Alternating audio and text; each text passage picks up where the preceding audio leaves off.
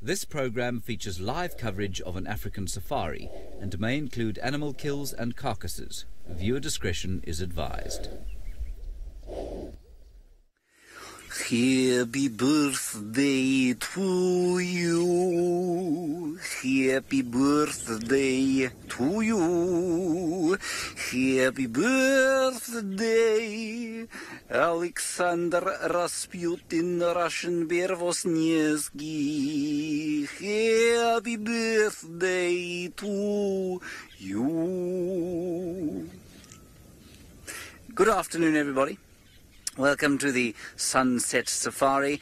That was a small tribute in Russian, well, Rusko English, to Alex Vozniaczewski. Alex Vozniaczewski, I think, is the correct way of pronouncing it. He is, of course, the technical genius that allows all of this to be broadcast towards you via the interweb and via a whole lot of complicated things that only he understands. So happy birthday, Alex.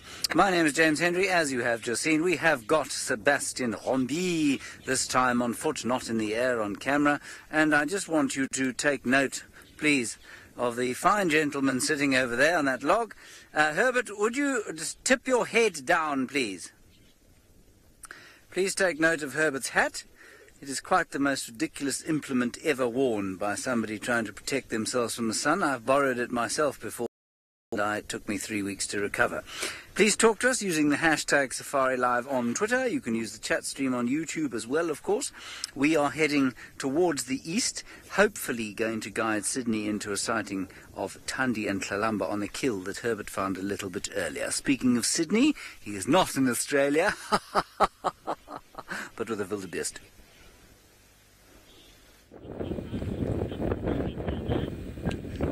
A very, very good afternoon. I am Sydney and I'm going to be with you this afternoon. I am not traveling alone this afternoon. I am with David. David is going to be my photographer, and I hope we are all going to enjoy the natural environment of the Juma Game Reserve this afternoon. I've got some very interesting animals. You can see already I'm lucky just before we started. Look at those wildebeests there, very much relaxed. They are stationary feeding, so you can see nothing is disturbing them. And it's not only the wildebeests which are in the area here where we are. Wildebeests, I know they are very much popular of walking together with their friends.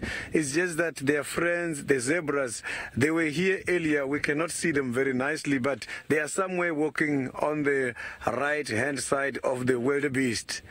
So wildebeest are one of those animals who does mark their territory, and their territories, they don't stay much longer. Only during the breeding season they will work together and try for breeding purposes. So now during the non-breeding season you will see they just go everywhere, and their territories keep on changing a lot according to the availability of food. That is why a lot of wildebeest has been seen during the migration there by Africa, moving in huge numbers from one place to the next. So they can stay in their territories, but if there is little food available, they are left with no option but to move and try to look for something to eat. So these animals is one of those animals whereby if one of them is about to give birth, the other family members must have to come much closer in order to protect the little ones, since the animals such as the hyenas can easily come and take away their little ones. It's one of those animals with a very, very poor eyesight. They don't have a good eyesight. That is why they've got a very interesting dependency with the zebras. So due to their poor eyesight, they try by all means and make sure that where they are feeding, there is some other different species, for in case if there is something coming in which they cannot see from a distance. No, there's even some other impalas. Some other impalas are playing somewhere there. So now we can go to Ralph. Ralph already got a cat at the stage.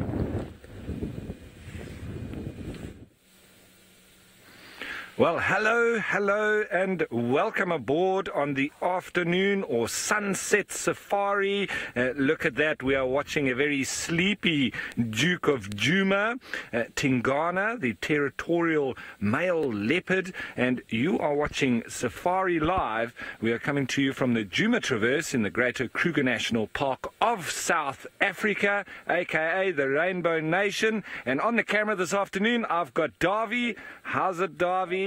And hello to all of you once again. Now, please don't forget to send us your questions and your comments on the hashtag Safari Live on Twitter and on the YouTube live chat, because we'd love to know what you would like to know. And, well, as we pan over and go back to the very sleepy cat there, he looks very comfortable. And at least he's obliged in putting his head out into the light where we can get a lovely view of him. But if you didn't know that there was life there with that breathing motion, you would think that he's dead. And I nearly drove past him a few times this morning as I was looking for him, because he really is becoming one with the bush there, very well camouflaged, and he's doing a good job of chillaxing. So, the Mr. Duke, I'm hoping that a little bit later he's going to get up and walk around, and everybody hoping that he's okay.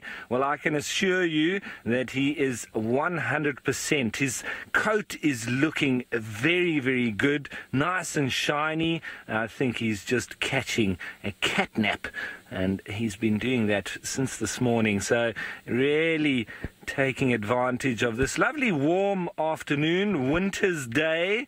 It's not very cold, it's not very hot, and so that's why you can actually lie a little bit in the sun like that and not get uncomfortable.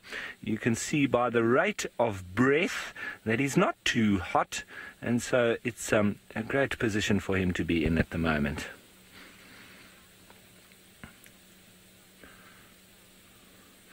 Now, Shamal, you say Tingana is the perfect way to start Feline Friday. I agree with you, Shamal.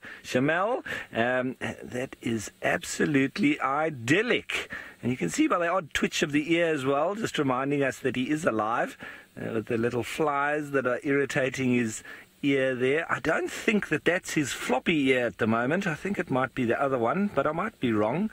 If it is his floppy ear, with that angle, at least it's standing up, because it seems like he's been in a little bit of an altercation with someone or something.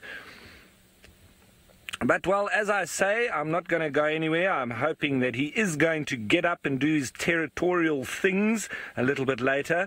But, well, as he's becoming one with the soil, it seems he's not the only one.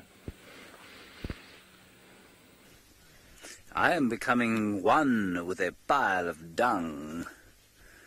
Now, the reason I'm sitting in this pile of dung is to test its warmth, because this morning, we were doing a whole lot of thermal drone tests, and we flew around here from about 4 o'clock in the morning. If I pass out sitting on this dung heap, you'll know why. And when we flew over this dung heap, it was hot. We did not find a rhino with the drone around here, but there was warmth here. And I wondered if perhaps an animal hadn't decided that this was a rather good place to come and spend the night. Because I tell you what, if I was out here in the cold, I would think that this was a perfect place to come and sleep. It's soft. All of the grass in it has been masticated into a very sort of fine pulp. And it's very pleasant to lie in, I think. I don't think that I will test it tonight. I'm not an animal that has to live out in the cold. Some animals do have to live out in the cold, of course, and this would be a good place for them to come and sleep, provided, of course, the owner didn't return to make another deposit. Then it would be uncomfortable and smelly and unpleasant in general.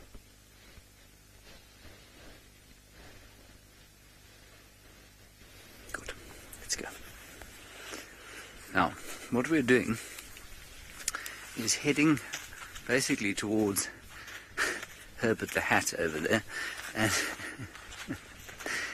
that is too ridiculous for words.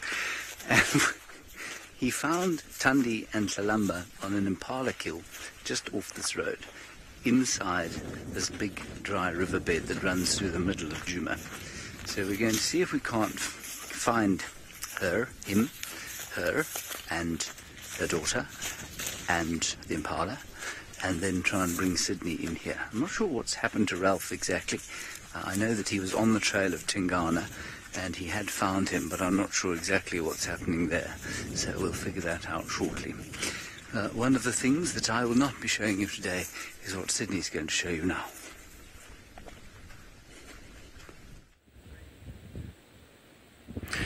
Yeah, you can see I've got one of the very beautiful houses here.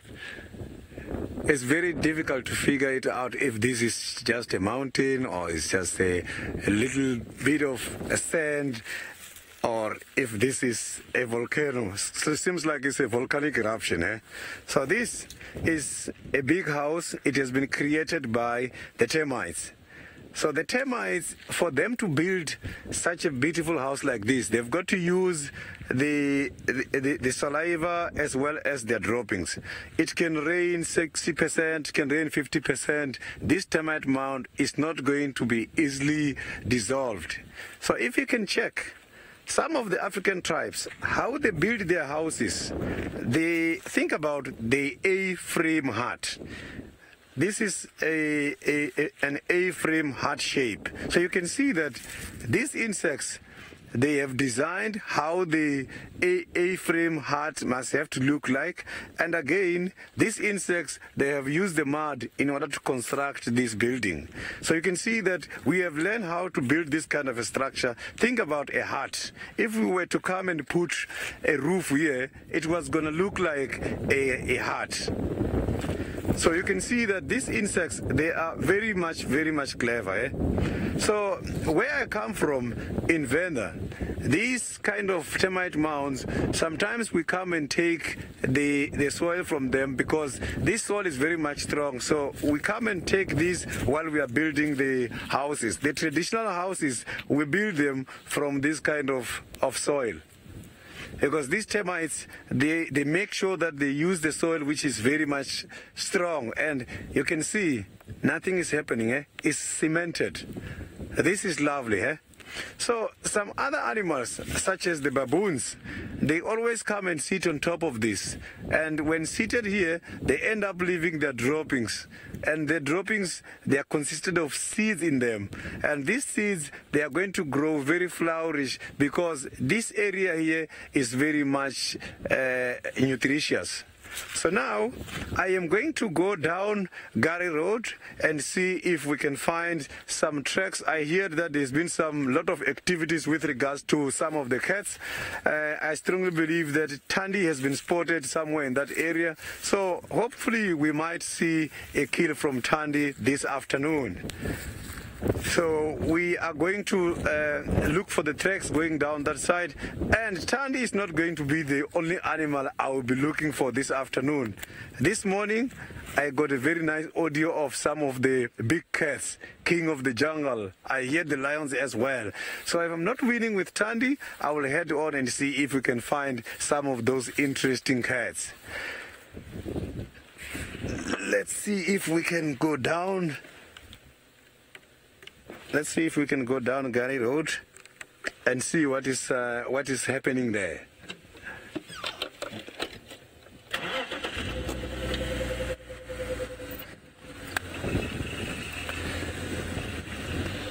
Yeah, we can go to Ralph now. Ralph has got Tingana. He has been lucky already.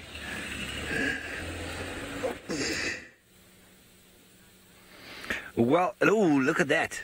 Tingana is doing a little bit of a stretch. Oh, he looks so comfortable, doesn't he? That is really one of the best sleepers out there, is a snoozy leopard. And I'm glad that Sydney is looking for Tundi in that drainage line because yesterday I was trying to locate her and I was pretty sure once we finished, I came through that drainage line and I heard some Dakers alarm calling, and I was pretty sure that that's where she had landed up. So I'm glad that the signs seem to be showing that that's where she is.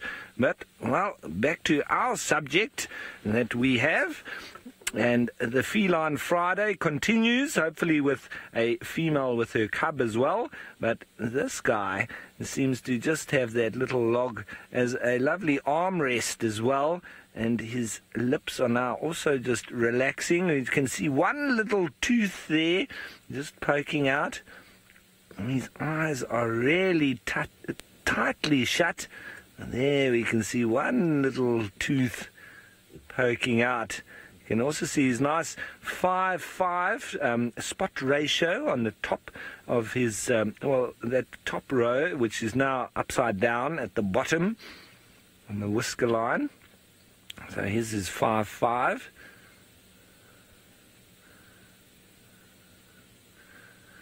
Now, Magic Dragon Wizard, I agree with you. He's a true pro at sleeping. I wish I was that good at that. It's really an art if you can sleep as well as this guy can. I'll tell you what.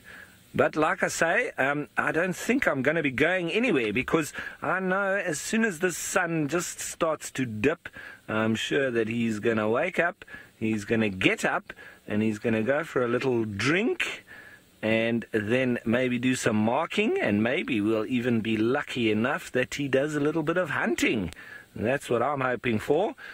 But until then, we can just enjoy the pure beauty of a lovely big male territorial leopard of 12 years old. Tingana was born in 2006. Mother and father unknown, and he's come across from the Kruger National Park. So, and when I say the Kruger National Park, we are in the greater Kruger National Park here, but we're on the western side. And this is part of the Sabi Sands, which is private property, but without boundaries into the Kruger Park. So the boundary exists on the outside of the Sabi Sands, and so from here you can walk or drive directly into the Kruger without experiencing any borders. You would obviously have to go and get your permits and things to go into the national park, so it's not quite as easy as that, but if you wanted to, you could go direct line without experiencing a fence or anything like that. And that's obviously the reason why these animals can move freely. And his son, Hosanna, has seemingly, I think, disappeared into the Kruger National Park, and then I think he's gone down a little bit further south towards Singita and Mala Mala. I think he's been found in those areas. I know that there's a few viewers that have got all sorts of pictures and so on. Oh, Kirsten telling me in FC that he might have been spotted near Little Gowrie, which means that he may be wandering back in our direction. It would be very nice to see Hosanna again. But that's in true leopard style of the youngsters that are trying to now establish their own territory. They become quite nomadic until they can settle down in a certain place, whether they fight for it or not. And it seems like the young male Hukumuri, who's a little bit older than Hosanna, he's obviously also establishing himself in the area here. Right, sounds like it's exciting. Off to James. My radio's down.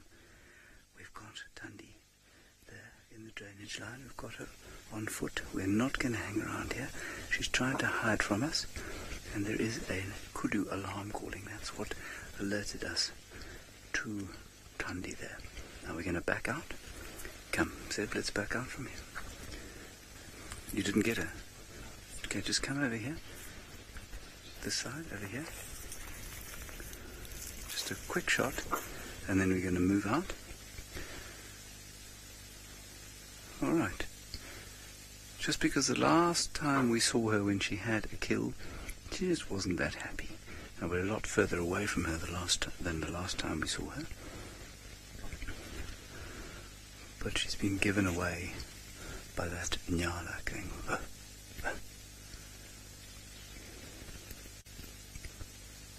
She actually looks like she's relatively relaxed. I'm not sure that she knows that we're here. We can wait here, huh? Herb reckons it's safe for us to wait here. I don't think we need to go any closer. This is fine. I'm happy here.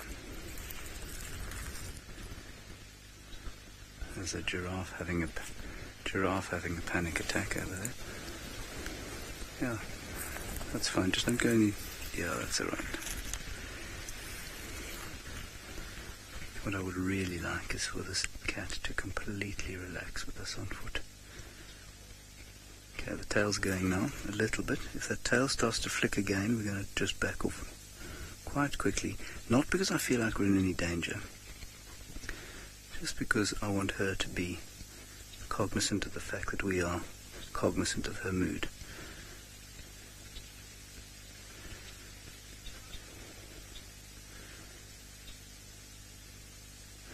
All I'm doing right now is watching the tail tip. The last time we saw her on foot, she was just a little bit irritated, but now fine. We're a lot further away than we were before. You can hear the barking. I actually don't know if that's Tandi or Tlalamba. I think it's Tandi too. Yeah, no, so my caution here, everybody, is not because I think that she's going to attack us. My caution is born of the fact that I don't want her to see this as a threatening experience, and she isn't at the moment. She will definitely show us if she feels it's threatening. She'll start to flick that tail, and if that happens, we'll just back off. We're a long way from her now, so there's no way that we are affecting her other than for her to, well, there's no way we're affecting her without her kind of consent, if you know what I mean.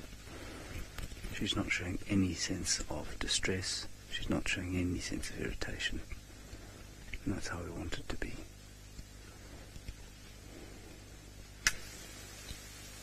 Now we need to try and get Sydney in here in a vehicle. It will not be very easy because it's pretty thick in here. 1. Alrighty, let's go from the Queen to her consort.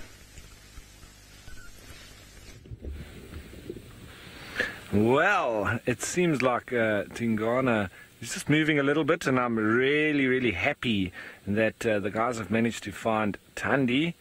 And you see here, Tingana now stretching a little bit.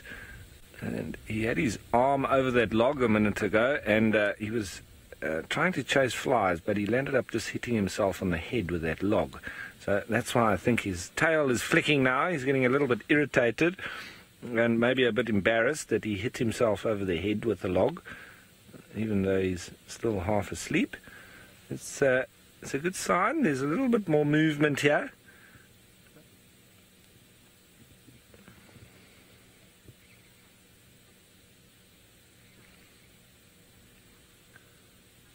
Now, the camel, that's a good question. With the number of teeth that leopards have in comparison to... Ooh, he's putting his head up a little bit there. It's quite similar to the other cats, obviously just difference in size mostly. And I'm not exactly sure on the exact number of teeth. I think we worked it out, I think it was in the 30s, about 36 teeth. I think we counted in the tent on the skulls there, but I stand corrected. It's about 36. And then if you look at the other lion or any of the smaller cats like a caracal, oh, a nice roll over there. A very similar number. They obviously just differ in size, and they've all got that very characteristic carnassial shear, which is a very triangular shaped tooth that then, and they've got it on the top and bottom, sort of midway down the mouth. So it's like on the side of their mouth if they're busy chewing on a piece of meat, and it does really help in cutting and slicing through the meat when they are busy trying to, when they're feeding on it. So they've all got that, and very characteristic of the carnivores and the cats as well as the dogs. They also have that, very important for cutting the meat. And then they've also got those canines, which is very important for obviously dispatching their prey. And very long and sharp, especially with the leopards. Very, very good for dispatching their prey very quickly, because they subdue it by literally throttling it, as opposed to lions and so on. The lions, I would say more so, get onto the top of the neck and get into the spinal cord, and that in so doing paralyzes the animal, and as well as obviously severs the spinal cord to the brain. So, and he's getting really irritated with the flies here now. He looks like he's on a sun lounger. Look at that now, putting his paws out for us as well. You can see he's like, it's getting a little bit he's really getting comfortable. Look at that. I'm hoping that he puts his paws out again. That's lovely to see. He really is like on a hammock, lying upside down. But the flies, you can see now, are really getting irritating. But they might actually assist us in getting him up and moving. And then we might see that he limps initially when he first stands up, because it's like when you have an injury yourself. You got an injury on your leg, you maybe do a hamstring or whatever. When you lie down, the first thing when you get up, it's quite stiff. And then as you loosen up, it becomes a little bit easier to walk on. And it's the same with Tingana. He does limp now a little bit more. After, it seems, he's had an altercation with something. We can't quite work out with what. Whether it was hyenas that came to steal potentially some food that he had caught, and then maybe he got into a scuffle, or if it's another leopard, such as Gijima. He has been fighting with Gijima in the last couple of months, as well as Hukumuri, potentially as well. So one of those, or it could have even been while he was trying to dispatch a warthog, for instance. So he might have had a prey that fought back, maybe took a little bit more effort to kill it, if he killed it at all. Maybe it got the better of him. You just can't say. But with it being on him having an ear injury, it definitely shows that, for me, I don't think it was a warthog, although it could have got its tusks sort of around his head, as he's going for it. I don't know, there will be different opinions from the different guides. I think Tristan thinks that it's not from another leopard, but I really don't know. So for me, I stand corrected, but I think that it's from another male leopard. And speaking of other males, James, how's it going out there on the bushwalk? Well, Ralph, it's going spectacularly well, thank you. We had a leopard on foot, which was very spectacular indeed. She's in fact still in the drainage line, just to the behind of us. Just to the behind of us, just to the behind of where Sebastian is filming me. That's where she is. And we're going to wait here for Sydney to get in here so that we can guide him in. It'll be quite difficult for him to find exactly where we are, of course, because he's quite new and the cat is obviously in the drainage system. So we're just going to wait here for him. Eugene, the leopards are approximately, I'm going to say about 800 meters from each other, about half a mile from each other. So they're not far away. They are, of course, within each other's territories. Tundi lives within Tingana's sort of territory. Not sort of territory, within his territory. And he's obviously fast asleep, and if he came across them, there would be no harm done to either her or Tlalamba. But they are about half a mile apart as the crow flies.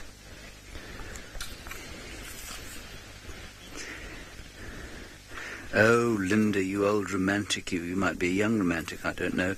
So it would be nice if Tundi and Tingana mated one last time. Well, I agree. It would be very nice if they produced another offspring. They produced the magical Tamba, and then the mystical Chalamba, and hopefully we could have another T baby or two before the two of them go up to the vast and magnificent leopard mating grounds in the sky.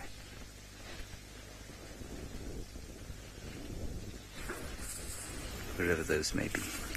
Let's move up a little bit along here. Apparently the kill is just in the bushes down in the riverbed. I just want to walk a little bit up here and see if we can't catch sight of Chalamba perhaps resting in the boughs of a tree. Neither of them are particularly fond of us on foot.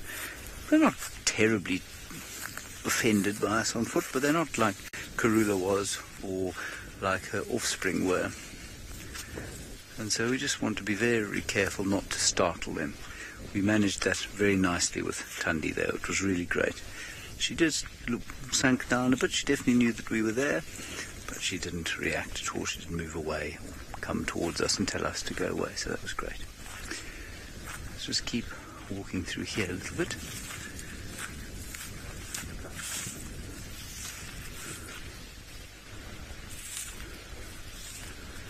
Just look down through there. But this Friday afternoon seems to be very quiet, but for that leopard. And the other leopard, of course, is also finding it a very quiet Friday afternoon.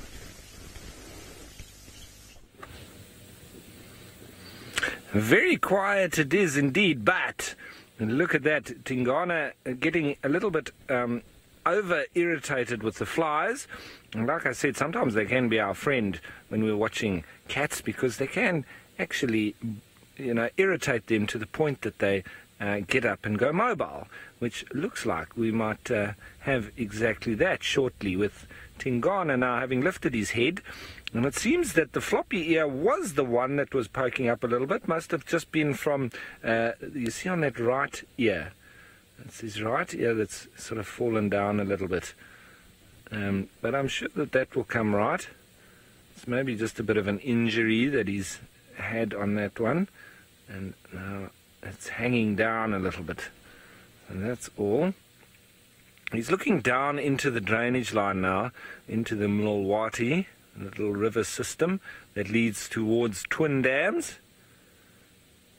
And look at that, he's in a beautiful spot here. But also, just so that you know, I haven't tried to get like a different angle on this cat, because you can see he's a little bit in like a corner here with these two big stumps that are lying down on the ground. So I didn't want to go any closer, because the only angle I would get to was moving on to his left, and then that might have woken him up, and I didn't want to unnaturally disturb him.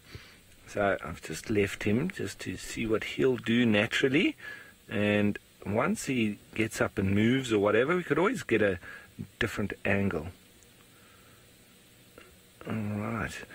Now we've got the thermal image of Tingana, and it's very interesting because you can pick up exactly where the heat spots are on him and on the log. So let's go over to that.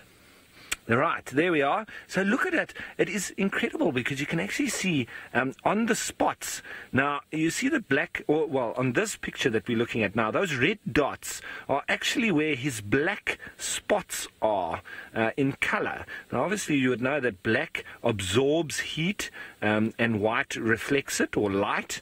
So you can see actually those black dots are actually hot spots in comparison to the rest. And look how hot the logs are, and that's obviously just from the sun. But they're nice and hot now as he's lying down around the front of his forehead. And there we go, back to the main camera now, and that's normal light. So it's incredible. That is really, really fascinating, I think. You just see where the different heat spots are, and just nice and interesting. It's lovely to see that, and how much of the difference just the color does to the heat.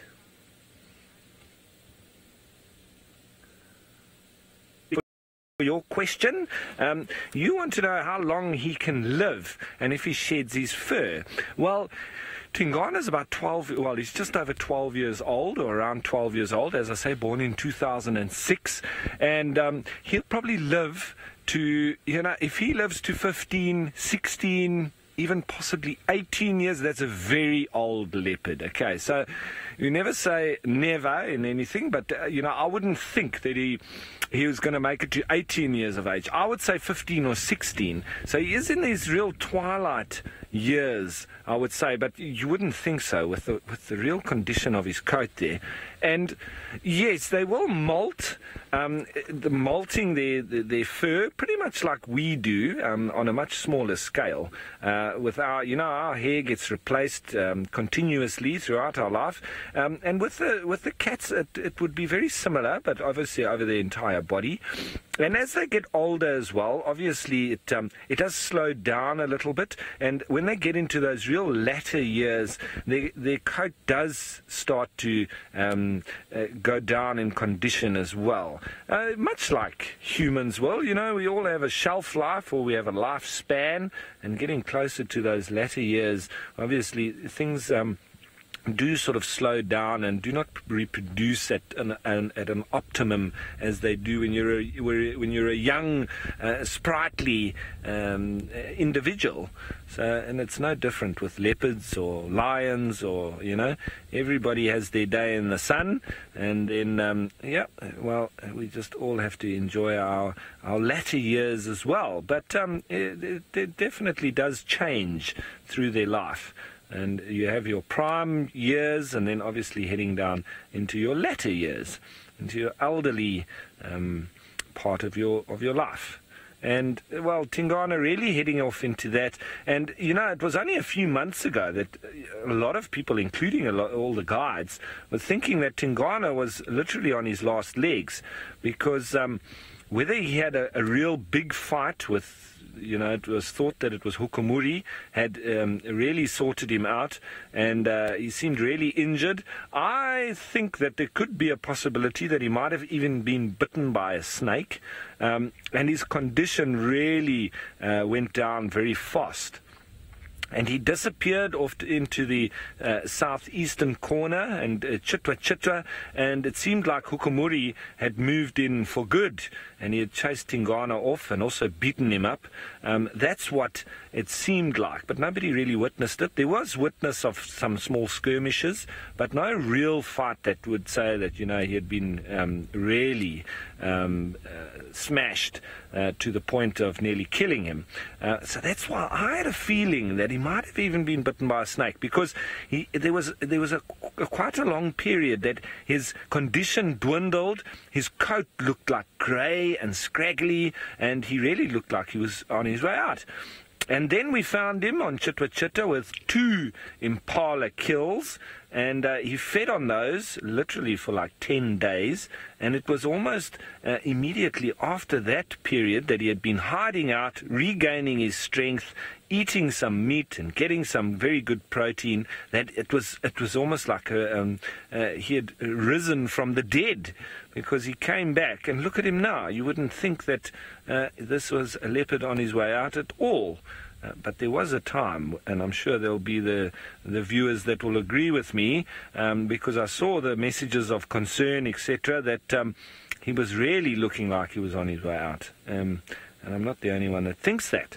But now he's, it looks like back to his former glory.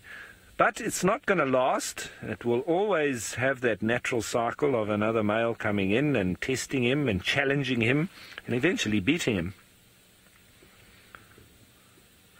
Now, Linda, pretty sure that predators will suffer from arthritis, especially getting into their later years, getting that kind of build-up in their joints, and the fluid also wouldn't be as good a lubricant anymore as well. So it definitely, and if Tingana's been in a fight now, and he's feeling as sore as he is, guaranteed that when he was younger he would have recovered from it much quicker if he would have even gotten that sore in the first place, because he probably would have been able to fight a lot harder and with more sort of power and energy and stamina and endurance, etc. And the recovery, obviously, with young animals and humans and across the animal spectrum. Definitely, when you're younger, you recover quicker, and when you get older, it obviously takes that much longer to get over your injuries, and you then also have the added aspect of things like arthritis. So I know that animals get arthritis, and I'm pretty sure that it would be no different with these wild carnivores. Having said that, they have an uncanny ability to be able to recover regardless of age. Obviously, it gets slower with age, but they still bounce back, as we've now witnessed with Tingana. It is really, really incredible. And you can see it with, like, zebra and buffalo as well. Many times that I've witnessed leopard and lions having attacked animals. And, like with lions, where they've ripped open massive wounds on zebra and buffalo, and you think that that animal doesn't stand a chance. It's gotten away from the predator, but you would think that it's going to die from its injuries. And I've returned, a month or two later and found the exact same individuals with healed wounds. You can still see the scars on them, but literally it's like they have just healed completely, and all by themselves, with no antiseptic, no doctors, no antibiotics and all that, and naturally just really rejuvenated, and it's absolutely amazing for me to see how easily they come back from all of that. And for me, it would be seriously life-threatening situations and wounds that they do get. And I'm pretty sure that us as humans, we would die much quicker than any of these animals. It's incredible how they are able to survive even after that kind of trauma. But, well, there's no trauma here. Absolutely no trauma here. There is just sleepy bliss. And even the flies seem to have left him alone now.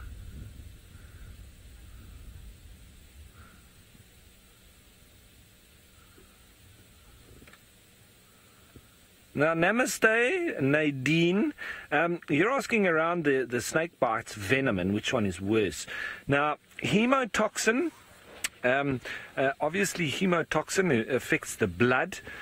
And it just it sort of makes you, the anticoagulant, you start to bleed out in all different places. So almost giving you like an internal bleeding. You can have bleeding from your liver, bleeding from your kidneys. And you can have shutting down of many organs within your body. Now, hemotoxin is very, very dangerous, and the symptoms would be very, you get like blue, and almost you can see signs of internal bleeding. You can get purple lips, etc. And with the treatment of that, with hemotoxin, you would have to stay in hospital for up to 2 weeks, because there's been many, many cases of doctors sending people home. They've tested them, they've checked their blood pressure, they've checked their heart, everything, and they seem absolutely fine. And literally it can be 10 days later the person drops down dead with kidney failure, or his liver has failed.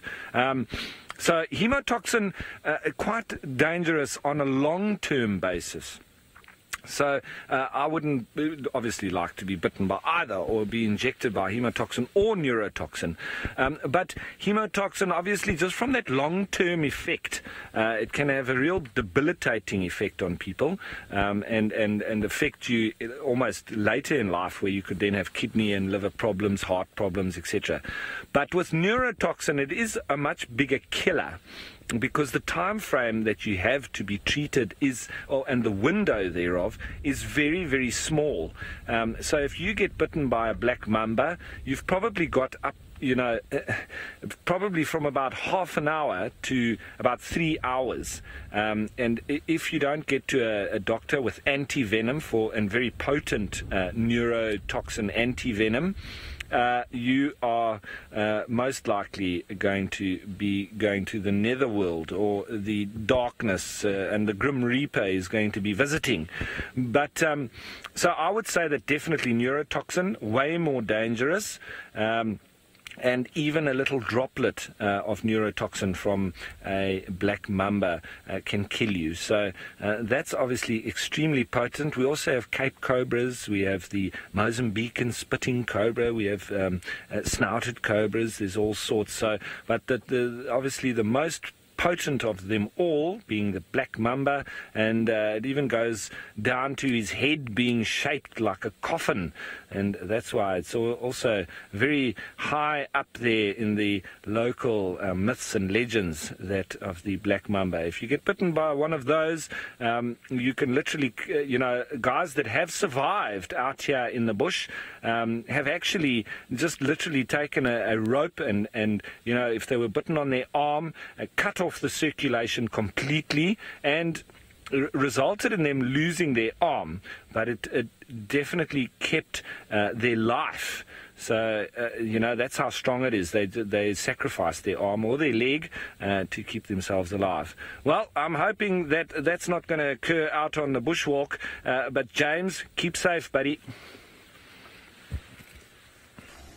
It is certainly not, I hope, also, certainly not the claws and teeth of Tundi. I've left a message here for Sydney. You can see Tundi and Thalamba and dead impala or bushbuck or nyala, not a scrub hare.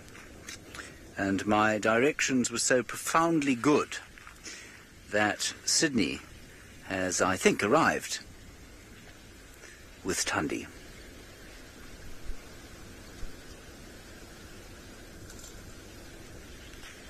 Yes, so let us go across to Sydney.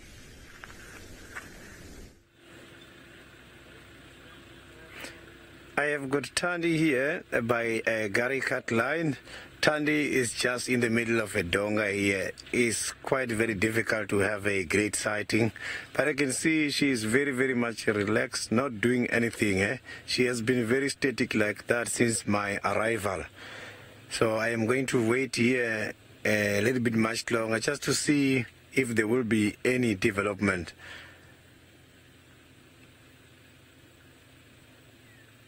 She have not yet shown any sign of going anywhere.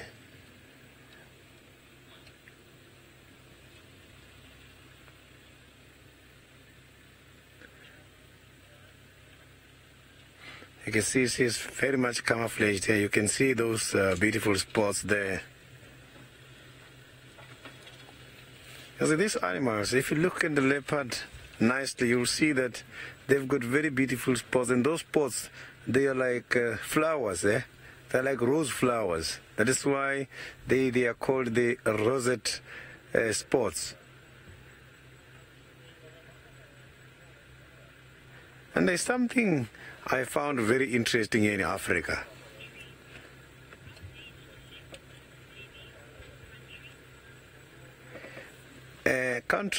The leopards, I'm not too sure at what age do these females start to have the babies. I will have to investigate and check that one.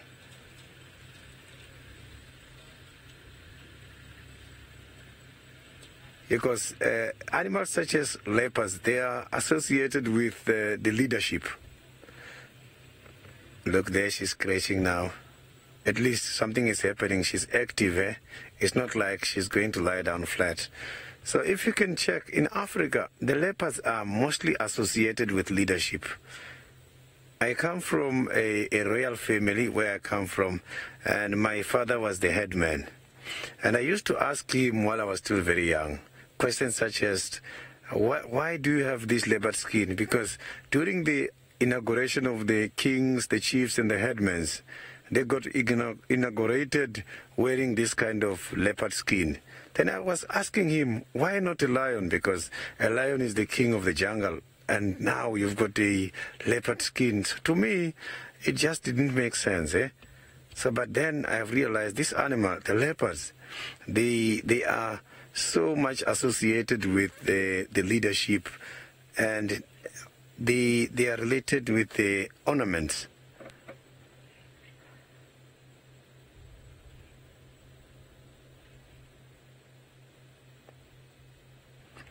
Oh, she's very much quiet. So it's even very difficult to see the size of Tandy, because we are just seeing just a little bit of. And no other activities are taking place here where we are now. It's just Tandy. And maybe she has got something here. I'm not too sure what has happened before I have arrived, because it has been a while. We haven't recorded a kill for Tandy for a while now. Maybe she has got something here, or she's just tired, trying to recover a little bit and try to carry on afterwards.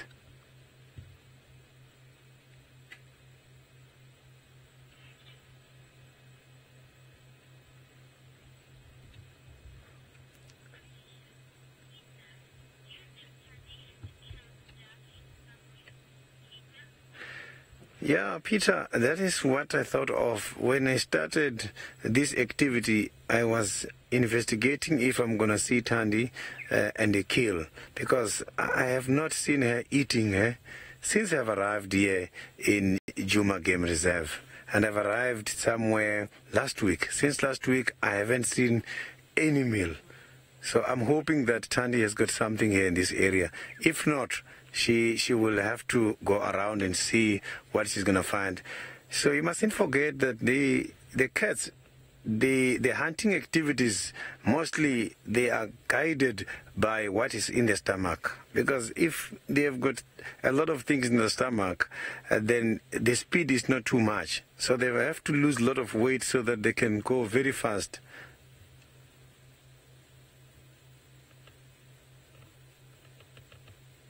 But the thing is, where she is now is very, very difficult for me to even see if there is something in the bellies yet.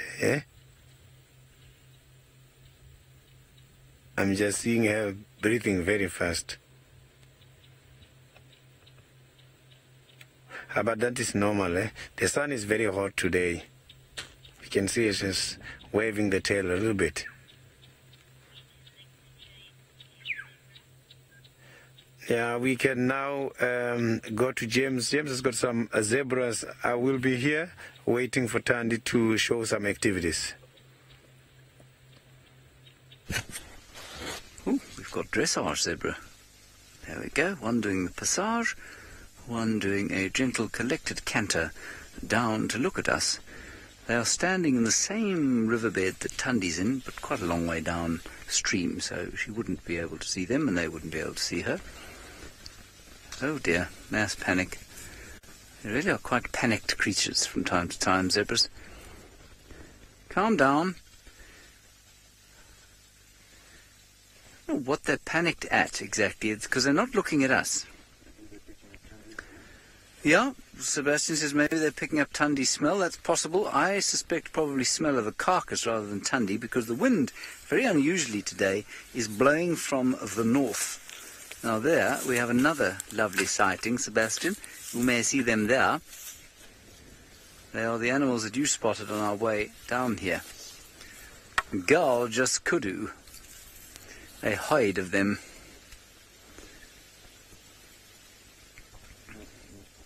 You got them there? Wrong kudu. Wrong kudu? Did you have a kudu, or was it a stick? The kudu stick. A kudu stick, very nice. Wonderful. So I think Seb's notion that they smelt something on the wind is a good one. They don't like death, these animals, when they smell carcasses. I've definitely seen animals react to carcass smells before, and so perhaps they've smelt the innards of whatever it is that Tandy's killed. We think it's as big as an adult impala, so it could be a bushbuck, or it'd be a young nyala. Time will tell. It's definitely not, as I said, a scrub hare. Good. Okay, well, that's the end of that mammal sighting. Let's see what else we can find. That's quite a good return. Leopard, kudu, zebra. Zebra have been scarce of late, so it's very nice to see them.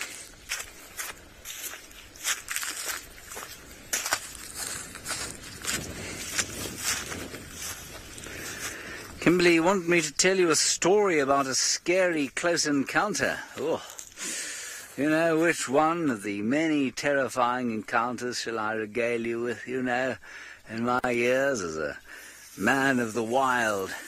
The times that I've had to save myself and others from marauding animals are almost too numerous to count. I am, of course, being deeply facetious. I've never had to save anyone from a marauding animal.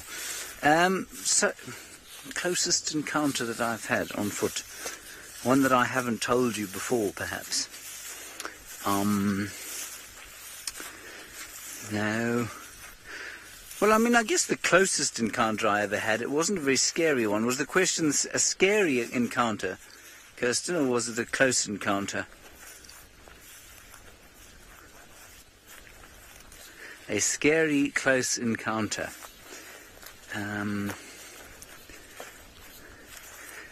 I suppose I could tell you that one of the things that made me the most nervous was guiding people on foot. I didn't like guiding people on foot because I didn't know, I still don't know if I could shoot a charging buffalo because I've never had to shoot a charging buffalo, so I really don't know if I could shoot a charging buffalo. And I remember, or charging lion, or charging elephant, or anything else. I hadn't done all the training that everyone else has done, but, you know, until you've done it, you just don't know. And that always used to weigh on my mind when I took people on walks. And I remember once I was on a walk, end of a walk, it was a misty day, cold, quite miserable. I was walking along, I only had two guests, very nice people, and the tracker used to walk behind, and I used to walk in front, which was always a slightly absurd situation, but that's how we used to operate.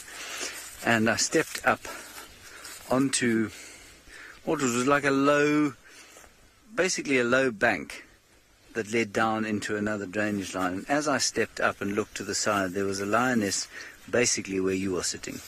She was there, fast asleep, hadn't heard us because the wind had been blowing. And I froze, obviously, because that's what you have to do, and I did this.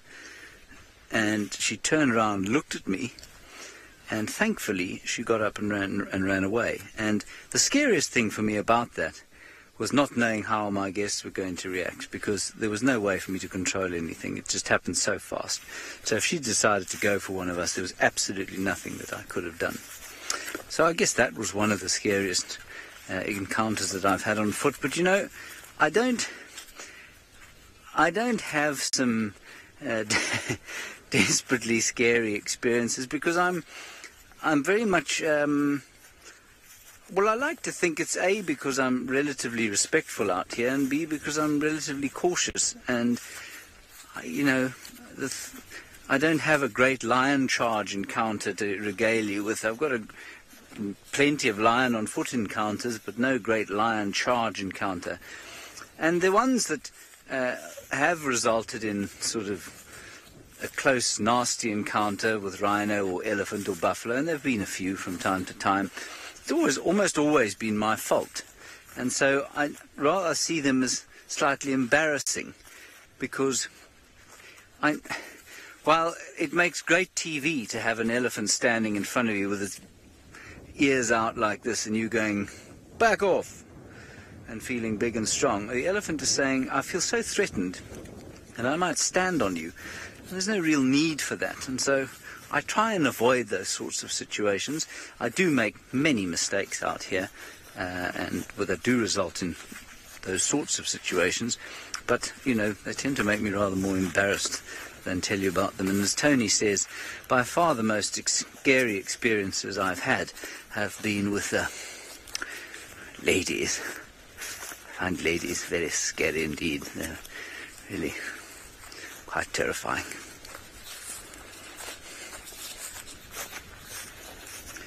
Let's go back to two aging men.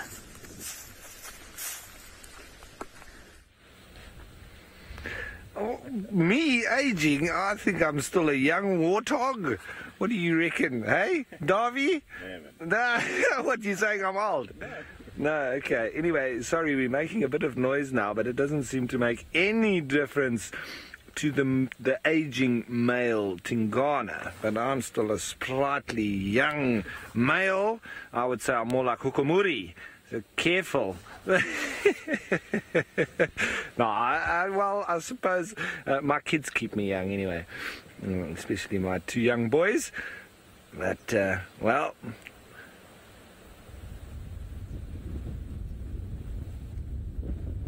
Minamu, I'm not quite sure if leopards feel insecurity as they get older.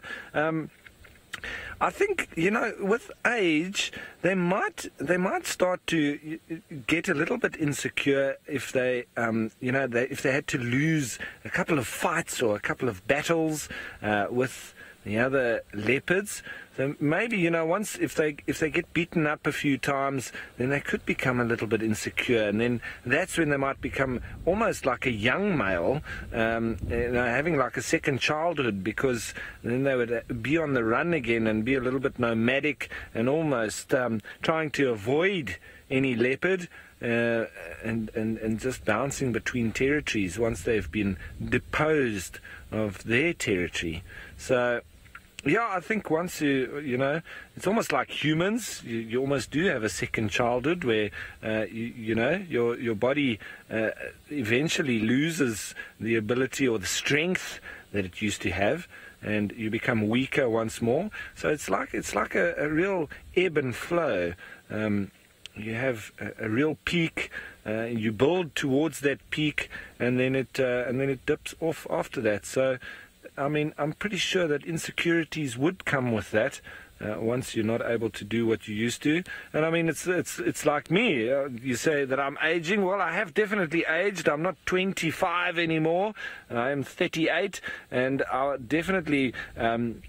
Through experience, I won't do what a silly young me used to do, whether it be in sports or activities, etc. And I'm talking physically with your body. I possibly won't try as crazy things as I used to, but maybe that's just a little bit of experience that tells you it's going to hurt.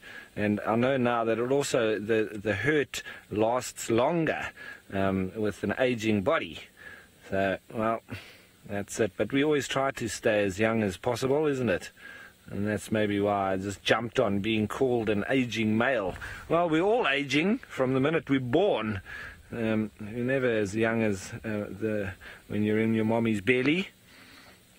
But, well, they do say that if you do a lot of sleeping, you do keep your age or your aging, or you slow it down. And they also say that time spent fishing is not taken off a man's life, and I've done a lot of that, so maybe that's why I've managed to stay reasonably young. I don't know.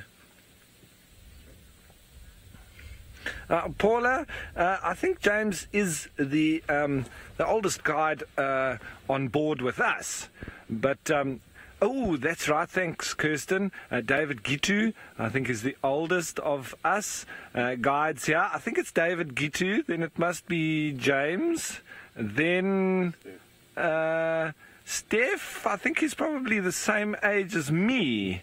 I think he's the same age as me. Maybe he's a year or two older. Not sure. I can't remember his age, but I think we're quite similar, me and Steph. And then we would have to go on to who? Brent and Jamie. And I'm not quite sure exactly their ages, but I think Brent's a year or two younger than me. And then Jamie.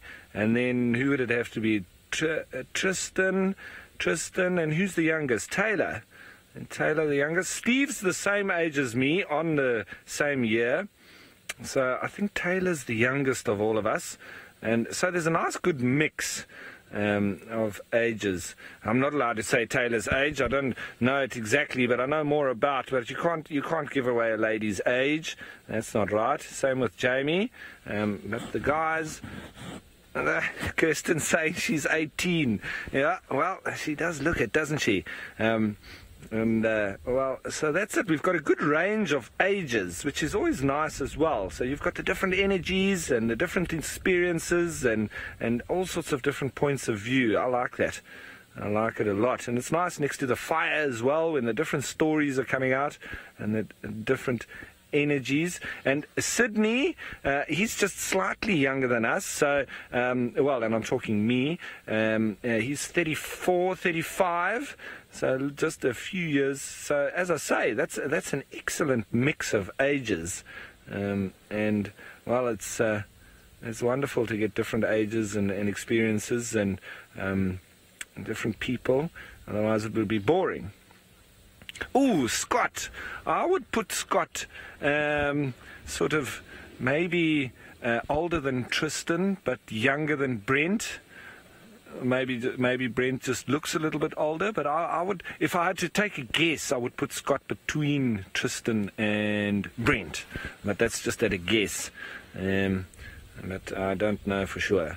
So well, there you go. That's even adding to the diversity of the guides. We also like to be diverse in the human factor here. Well, and we've got to find all sorts to talk about, because Mr. Tingana isn't doing exactly lots for us to dissect and talk about, except breathe.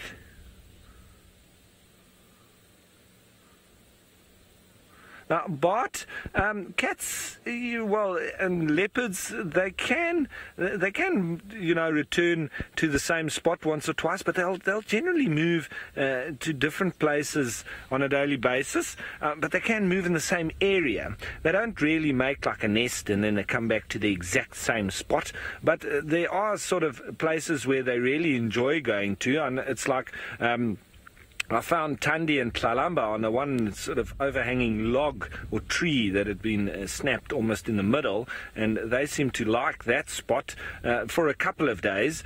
They were found there almost, I think it was 3 or 4 days in a row, and then they found another spot. So it's like they almost move from comfortable spot to comfortable spot, and they might then return a month later and then do the same again. So it's not...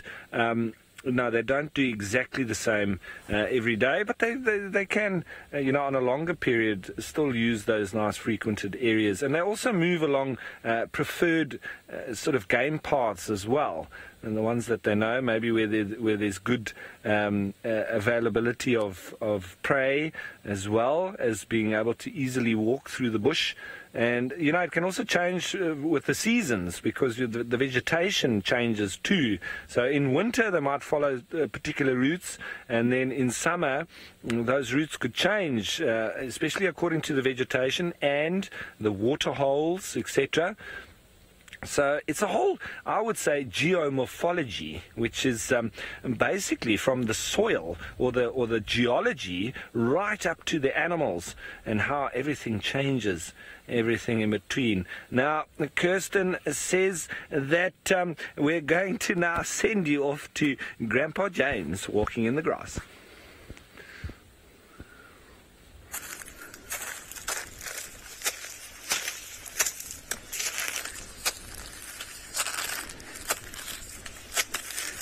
When one reaches the twilight of one's years, it's always pleasant to walk in the golden fields. Not quite barley fields we have here, but a grass species nevertheless. They're golden, lovely. Now this grass is it's beautiful in this light, of course. Problem is worse than useless. It's one of the three-horn grasses. I think Aristida, that's the generic name for the three-horn grasses, Aristida. I think it's Aristida, it's not Junciformis, that's the other one, that's the furry one. This one is Aristida, Aristida stipitata, that's the one. God. I knew it was in there somewhere. Yeah, Aristida stipitata it is, and It's, of course, a grass hopeless for grazing. No animal will like to eat it.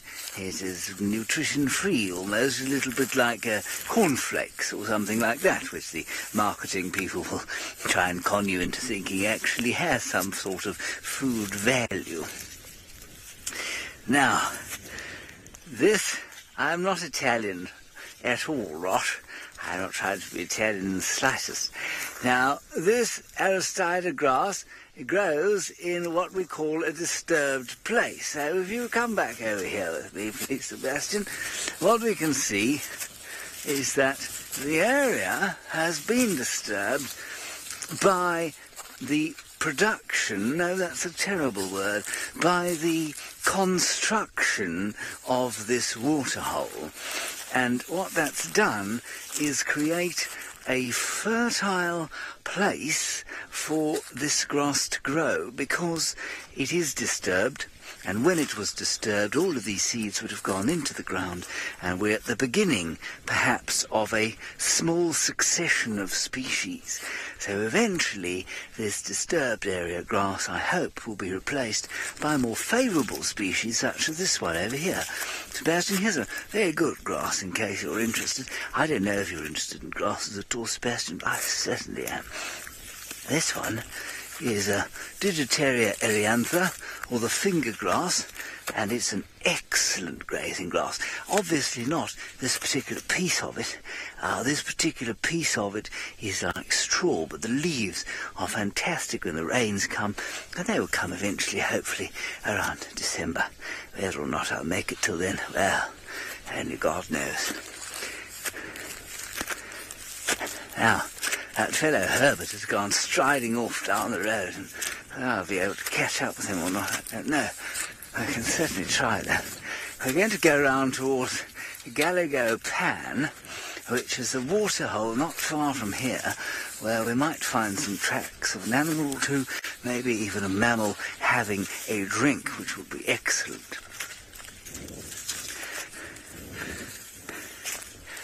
Well, that's what I was going for. Thank you, Tony, thank you.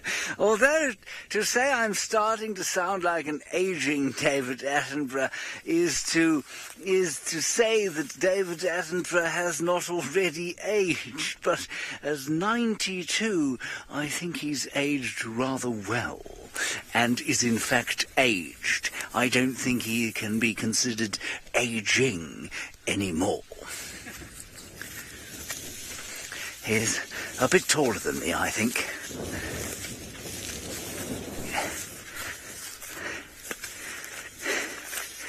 Doc, yes, I'm wandering off with the cameraman again. He's doing a very fine job of staying up, keeping up with me. I'm trying. I'm coming. Oh, let's stop. Let's wait over here. It's a wonderful tree. Now, I don't know if any of you ever played the clarinet when you were youngsters. You might in fact be a youngster, and you might be about to learn the clarinet. I never played the clarinet myself, but if you were to play the clarinet, this is a tree you might like to make your instrument out of. It is the zebrawood, and it has a very beautiful dark heartwood that is the colour of a clarinet. Of course, most clarinets are probably painted that black colour, but I do believe that the clarinets have been made from this tree, but very unlikely from this particular area, because as you can see, this tree is in a state of some distress. And that is because it is favoured at this time of the year by the elephants. Elephants enjoy the zebrawood, and I've even remembered the Latin name, if you can believe it. My brain has managed to get to the Latin name. Dalbergia melanoxylon is what it's called. And it is the best example of a tree with spines as opposed to thorns, and they will go straight through your tyres, they will. You can see they're very, very sharp indeed. And you see that? Very good. And somehow elephants manage to eat them. I can't fathom how an elephant would put its mouth around something like that and derive some sort of nutritional value. So that is Dalbergia melanoxylon. Gosh, we've done 3 different kinds of species. I think we'll do one more quickly. Over here, we have got an Aristida species, more closely the Junciformis, of which I spoke earlier, but not quite. I don't know which one this is. Perhaps I shall place it in my mouth, take it home and investigate. Actually, many of you are clarinet players. That's very good. I'm not a huge fan of the clarinet, to be honest. Michelle, no, I have not smoked any grass. Oh, in my youth I tried it once or twice, but parties, that sort of thing, not advisable. I found my attitude changed and I became lethargic and fairly useless. Brain didn't work properly. Kirsten, how long are we going to let this go on for?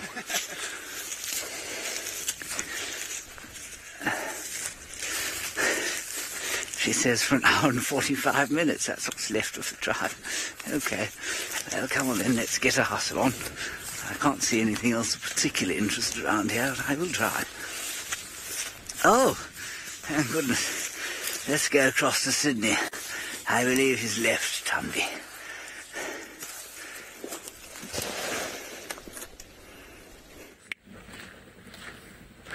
Yes, I've got a very, very beautiful elephant droppings here.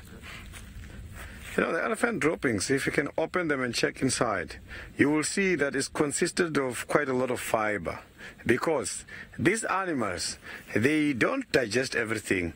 Yes, they eat a whole amount of vegetation, up to 400 kilograms a day. But from that 400 kilograms, what are they going to do? They're just going to digest only 48%. So the elephant droppings, they have got a lot of things to do. Yes, animals such as the dung beetles, they appreciate them because this is their main source of food. But apart from that, if you can check, these kind of fiber available, if we were to use them as part of recycling when it comes to the production of papers, one elephant a day was going to produce quite a lot of papers. And apart from that, the elephant droppings, if you burn them, and inhale the smoke, they are going to help you when it comes to things such as the noise bleeding. Where I come from, I grew up inhaling the elephant droppings in order to treat those kind of problems. And until today, people are still using the elephant droppings in order to do that. As well, elephant droppings, you can use them as a mosquito repellent. And what I like about the elephant droppings as a mosquito repellent is that the elephant droppings, they are pollution free.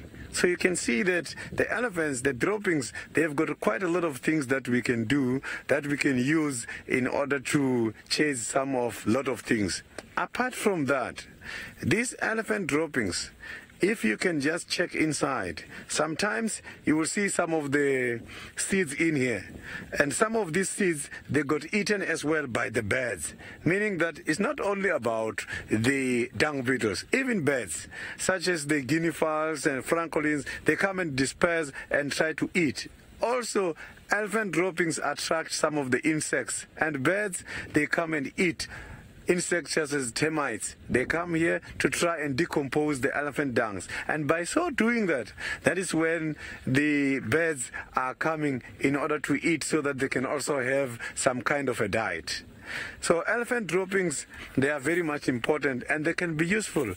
And they can also make a very nice natural compost, because when they get decomposed, they can easily become food for the soil.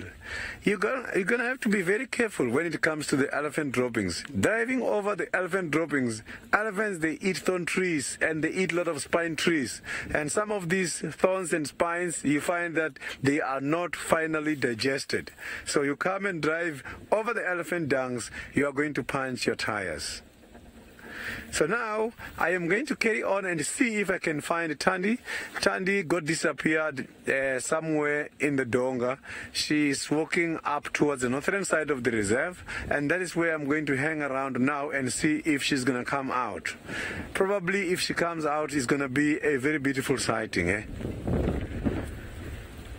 let's carry on and see if we can find something very interesting.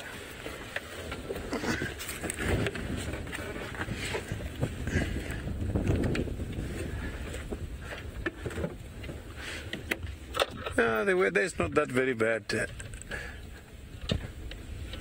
Yeah, now, apart from Tandy, we can go to Ralph. He's got Tingana. Well, you can see now, everyone, the shadows are really starting to extend now over Tingana here. And he's now lying completely in the shade, where his head was right up in the sun a little bit earlier. A little bit of stretching and so on going on, and it's also cooling down quite drastically. So there's all the chance that he might get up soon. We'll probably see him do quite a bit of stretching first, maybe a bit of yawning. Oh, here comes a little bit of stretching. And just shifting his body weight around a little bit. And you see what I mean? He puts his arm over that log, and then he stretches and he smacks himself in the head. It's quite comical. Shame, but he is very relaxed, isn't he? Now, here James was acting like an old grandpa, and, well, I tell you what, James might be the oldest of us guides, but he definitely is the fittest by a country mile, and he's also the strongest. So I would... you know, I've definitely got to give him that. And that's the reason why I've been, you know, his parents, they live very close to where I live, down in Port Alfred. And I want to take or teach Mr. James Bond 007 to come surfing with me, and it's probably the first time that I'll actually be in front of him. So I'm really looking forward to that. He does want to give it a go, and you viewers, you got to press him. He needs to come surfing with me to give me a chance to be in front, because I've run with him and I don't stand a chance. He leaves me in his dust. So, and he does the same to everybody else. And I challenge anybody to challenge James to anything physical. Well, I've challenged him to a surf. So let's press that subject, because I've lost in everything else. And so I've got to give myself a chance in something. And I'm pretty sure that I'll leave him in my, won't be dust, but I'll leave him in my wake out there in the water, hopefully. But maybe not with the fitness that he has. He'll probably, after a week, he'll be beating me. But anyway, that's just a bit of healthy competition between guides. Nothing wrong with that.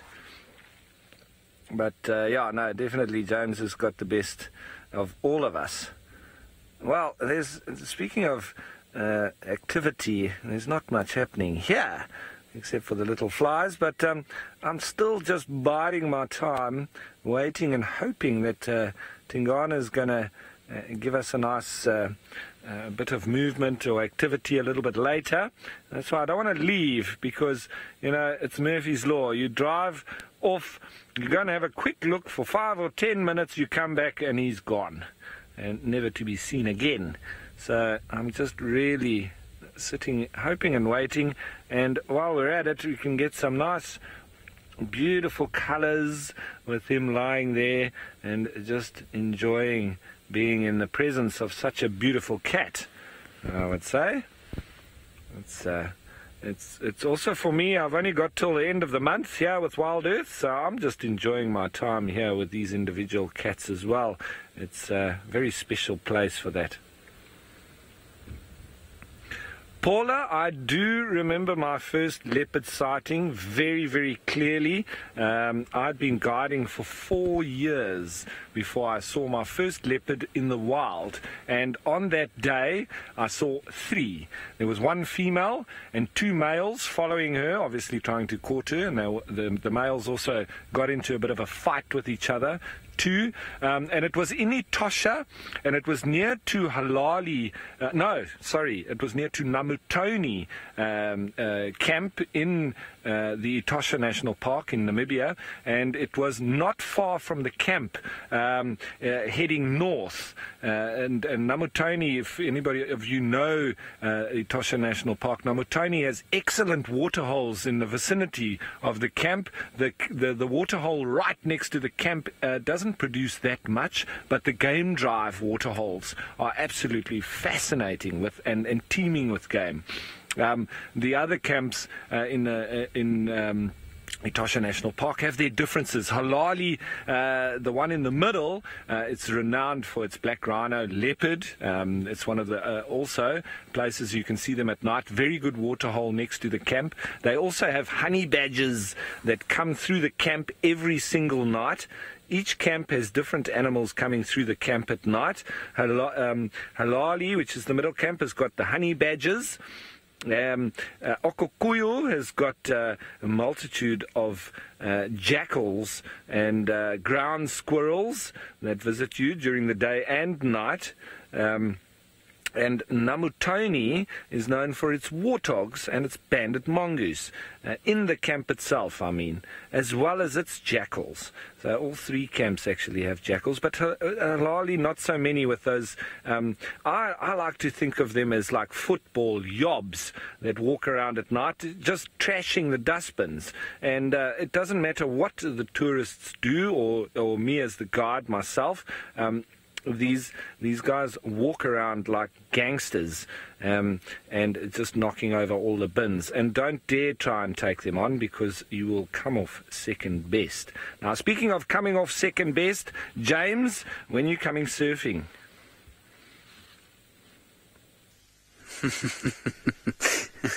I think surfing with Ralph will be a fairly scary but probably quite fun experience. When he said he spends up to 4 hours in the water at a time, I immediately started shivering with cold. So I'll probably have to purchase myself a small wetsuit before I go surfing with Ralph. Hopefully not too long from now.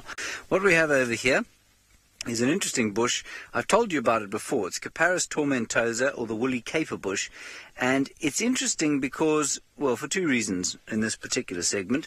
The first reason is that although it grows as this kind of scrubby bush here, what it does is also grow as a creeper. So it will grow up into trees and then form very thick vines. So that's the first interesting thing that it does.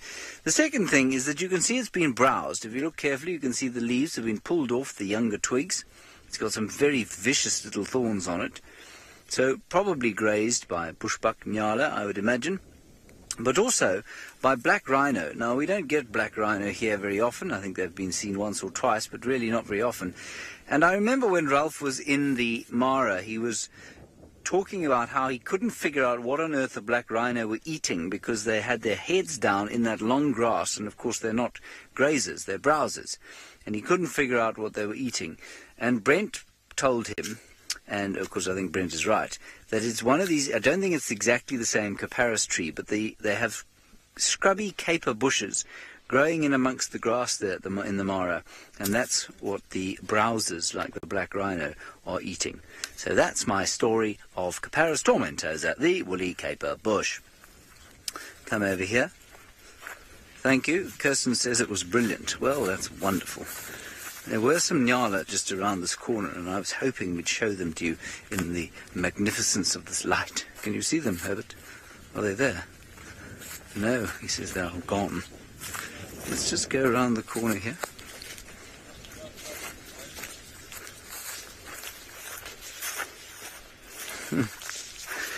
Eli, that's a really, really good question. It sounds like a simple question, but it really isn't. Why on earth can't carnivores get along with each other when herbivores can?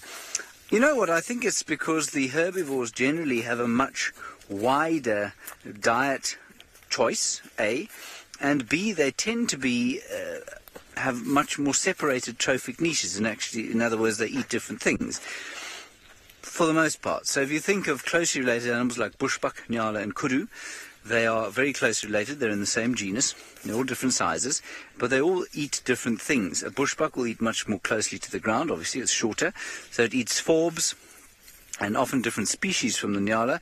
And then the nyala mid-level feeders, the kudu much higher level feeders, and so they don't really have a huge amount of competition.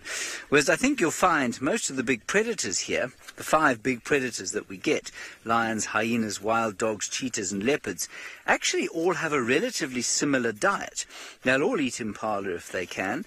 There's no ways they wouldn't eat steenbok and duiker, the smallest end. They'll eat something, certainly hyenas, wild dogs and lions will eat much bigger things than impala from time to time. Lions and hyena always. So I suspect that the fact that they refuse to get along with each other is mostly to do with competition, and the fact that their trophic niches or their food is in fact, they're of hugely overlapping feeding niches. That's my answer. I find myself slightly dissatisfied by it, because sometimes I think there just isn't an answer half the time. Anyway, not half the time, some of the time. I don't know.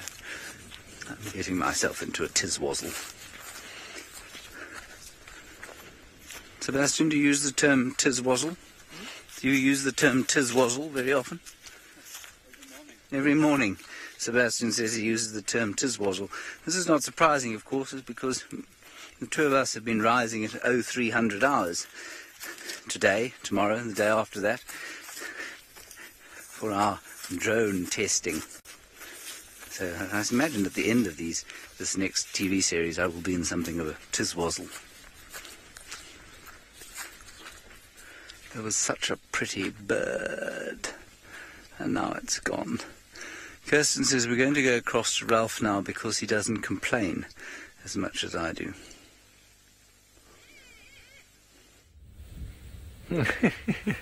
Yeah, I'm not much of a complainer. I think life's too short. What do you reckon? But, well, I don't see Tingana complaining at all whatsoever, except for the flies that I think are actually going onto that ear, because that's the injured one, and there might be a little bit of blood there. And that's why the flies are really irritating that ear in particular. You'd probably do well to lie on that side, but maybe it's a little bit sore. Maybe that's why he's not doing that. See there? The flies just coming in. Obviously, if there is a wound there, that's what they would be trying to get onto. Still a mystery as to what exactly happened.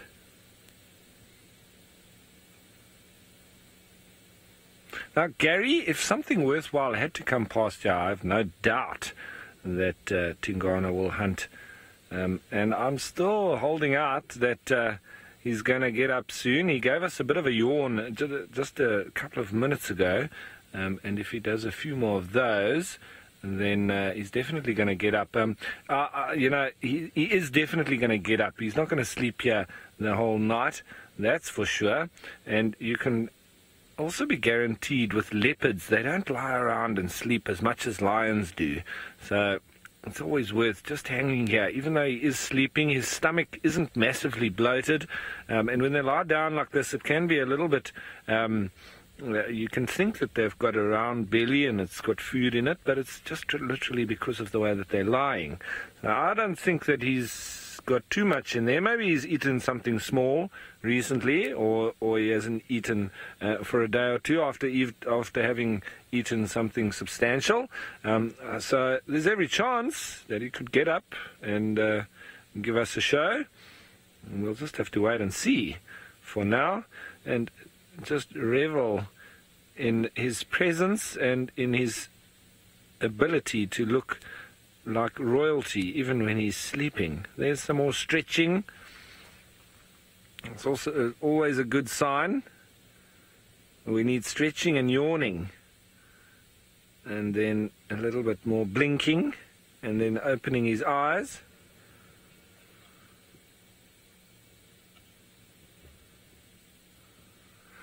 James Richard, I've travelled extensively in southern Africa, and then I've only been to Kenya So the countries that I have been in, obviously South Africa, Swaziland, Lesotho, Botswana, Zimbabwe, the one that I've traveled the most and know the most about, even more so than South Africa, which is quite surprising because I come from South Africa, but I know Namibia more than my own home country. And then I've been a little bit into Zambia and Mozambique, and then into East Africa, into Kenya. So I don't know any of the other countries. Now, the one of the countries that I really, really want to go to is Congo and as well as Gabon. And the reason why I want to go there is because they have Goliath tiger fish. Because we catch a normal tiger fish in the Zambezi river systems as well as the Okavango. And if anybody knows about tiger fish, they are coloured with the sort of orange and black stripes, but they have got teeth like sharks. And when you hook them, they jump out, we call it tail walking. They jump out of the water, and it is spectacular. And I mean, they're not very good eating, so it's all for the sport. So you can catch them on flies or on artificial lures or on dead baits or live bait, and it is just an amazing sport. But they only get, my biggest one is about 8 kilograms, so nearly 20 pounds. But in the Congo and in Gabon, they get up to about 50 kilograms. It is ridiculous.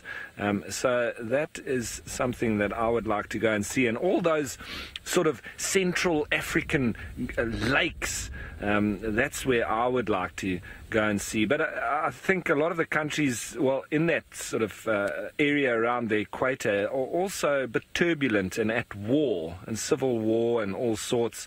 I've heard a lot down to mining, and I forget the name of the substance that is going on in the Congo, in that war there. But it's, the stuff that, and please, you can send it in. I'd like to know, I've forgotten that substance that you put in smartphones and in computers. So the stuff that's on the inside of here, there's a very particular mineral that they are putting into smartphones, and if any of you know that, please send in the answer. I've heard it many times before, but I know that there's a lot of conflict, and it's over that mining for that particular mineral. Kirsten, you say vibranium. Are you being serious or are you joking? It might be that. It's something like that. I know you are joking, but it is something. It's a really weird name for the mineral. But it's crazy that to think that it's all about smartphones and laptops and computers and tablets, and it's tantalum, it's something like that. Kirsten, thanks. She's Googling it. But it's crazy, folks. You got to think about that. All this sort of increase in use of smartphones and everything, we're actually fueling wars in the central parts of Africa, unknowingly, but there's a real demand for it across the planet, and we are fueling a civil war because of it. And, where there's money to be made, there generally is conflict, such as with the oil around the planet as well. But, we don't need to get into that in detail. It's just think about the things that we do, and sometimes, unsurprisingly, can have not such great effects on people in different countries. Right, on a less somber mood, James is looking at something through the bushes. Yes, thankfully a much less sombre discussion than civil war in Africa, which is profoundly distressing, I must confess. We have a nyala in here, a beautiful nyala, bull, not the cows I wanted to show you in their rich red hair, but rather a brunette bull. Where has he gone? There he is. Just behind us there, sneaking through the bush. There. You see him there? Yeah. Just get him disappearing, I suppose. They are so magnificent. Then you might just be able to hear. Just watch down this little game path here and you will see at the end of it a beautiful little francolin. Very relaxed. Now it's figured out that it's on TV, and so it's in something of a quandary as to whether to run away or just continue pecking about on the floor.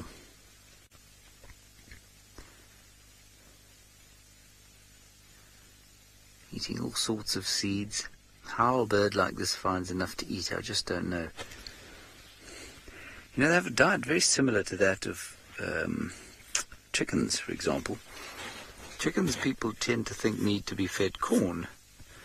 Chickens are in fact not corn eaters by any stretch of the imagination. They will eat invertebrates and seeds, much like these birds do. Oh, his colours are just magic. They're not really brown so much as bronze and pale gold.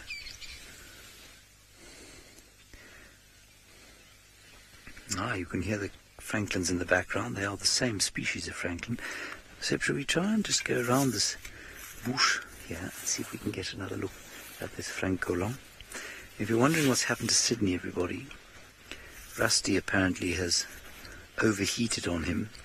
So he's having to seek rescue from Konrad, who's back from his leave.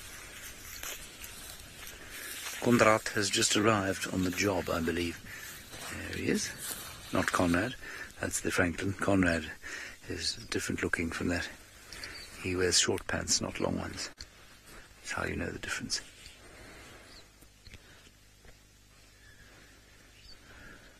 Now, you're about to get another great sighting. Now, you may wonder why on earth that francolin ran away. Well, there is your answer. It is the great hat wearer Herbert. Eagle Scout, one should always maintain eye contact with Herbert. Yes, No, when on foot, it really doesn't matter, I don't think. I have never had an experience with a cat, and I mean, I've sat very close to lions and leopards, both on foot and in vehicles. And I've never had an experience where I've looked in their eyes and had a reaction like you do from a dog. And certainly some dogs, if you look them in the eye, will definitely react to you. My folks used to have a staffy who absolutely used to go ballistic if you looked him in the eyes. They've now got a much more kind of omega dog, and if you look him in the eyes, he just kind of looks back at you. So it depends on the dog's temperament and where he fits in the kind of pack hierarchy. But in terms of the cats, I really don't think it makes a big difference. You know, people will say if a leopard charges you, don't look at it in the eyes. I really don't think a leopard cares too much, and it happens so quickly that I think it's our default to look away like that. I'm not sure that it makes any difference. Certainly with lions, it makes absolutely no difference whatsoever. And in fact, you need to try and maintain eye contact if you can. Not necessarily because it'll charge you if you close your eyes, but because by maintaining eye contact, you can see where it is and what it's going to do and how it's going to react. But I don't think it provokes a reaction like it does with a domestic dog. I imagine it would with a wolf. It possibly could with an alpha wild dog, if you got close enough to an alpha wild dog on foot. But they never hang around for long enough to let you make eye contact. I also think that eye contact has got to be very close by. So, I mean, if I was to, you stay here, Seb, if I was to go down here and, you know, Seb was a charging lion and he stopped over there, I don't think that that animal could tell whether I was looking it in the eye or not. If, however, we came to within 3 or 4 feet of each other and he was growling and angry and I looked him in the eye like that, well, then he might react. But I don't think so. I think it's mainly just the dogs. That is my long treatise on eye contact with animals. We could ask Herbert, of course, who has had extensive experience as well. Herbert, in your experience, is it necessary to maintain eye contact with a lion on foot, or does it not matter? It does It does matter. What happens if you look away? If you look away, because they are used to chasing animals, and when animals run, because they won't be facing, and they won't maintain the eye contact. And if you turn your eyes behind them, they see you as someone who's running away. Yeah, running away. So it can provoke a reaction. Yeah, and they capitalize on that. Okay. But if you maintain the eye contact, standing your ground, it means they're scared. So it's not like with a dog, which will react aggressively if you look it in the eye. They will try, unlike a leopard, which you always try to avoid eye contact. Do you really, though? Do you have to? You definitely have to. Do you think you can? Do you think a leopard that's coming at you at 100 miles an hour, you can look in your eyes? Yeah, but what you don't have to do just to face it. Okay. Yeah, you always avoid eye contact. Okay. All right, that's very interesting. Yeah, for them, because they think for you to do that's like provoking them. Yeah, which is different to the lions. So slightly differing opinions there. I must say my instinct when I see a leopard on foot is to do that. Is to turn away slightly and just watch it like that, so that it doesn't think I'm looking at it. But my instinct when I see a lion is to stand up tall and face it. And that's a totally instinctual response. It's not a learned behavior. Leopard? Like I did the other day. Herbert says the first time a leopard chased him, he just did this. And when he opened his eyes, it was gone. All right, let's hope that Ralph doesn't have that experience with his leopard. I don't think he will.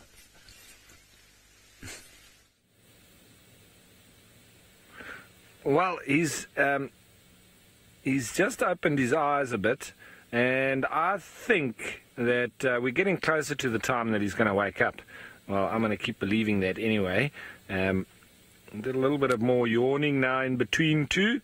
So now, of course, as soon as I say that, he closes his eyes and goes back to sleep. That's still lovely to be here. I'm telling you, it's not going to be long. He's going to get up and start walking about. And it won't be long. There'll be one or two other vehicles that are going to come and have a look, and that might also wake him up a bit. Jennifer, well, big cats, they do sweat, but not in the same way that we do. They sort of sweat a bit more or have a lot of liquid coming out over their tongue. So they won't sweat, out of their pores, of their skin. They can do a little bit sort of under their armpits, of their front legs, as some animals can, but mostly their cooling all happens from the mouth and over their tongue. So they're blowing a lot of air over the tongue, and that's how they thermoregulate. So a lot of panting occurs, especially when it's very hot, and that's them sort of manually cooling themselves down. Yeah, but there's no panting going on now. It's nice and cool. It's going to turn into a nice cool winter's evening.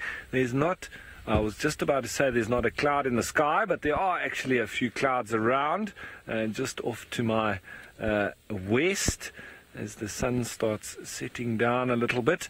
And we do have, on that side, there's not a cloud in the sky, but we do have some clouds. And I know that in the next couple of days, I think by Sunday, we are getting another massive cold front that's moving in. We might even get a little bit of rain.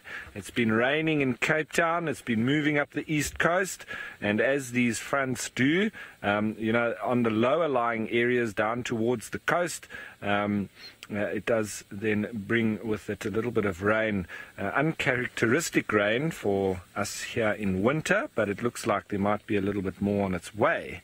And that's how winter normally goes. You have these waves of cold fronts that come through, and that also, going back to the topic of surfing, why it makes winter the real surfing months, because you have these real winter swells that come along with the cold fronts that move through.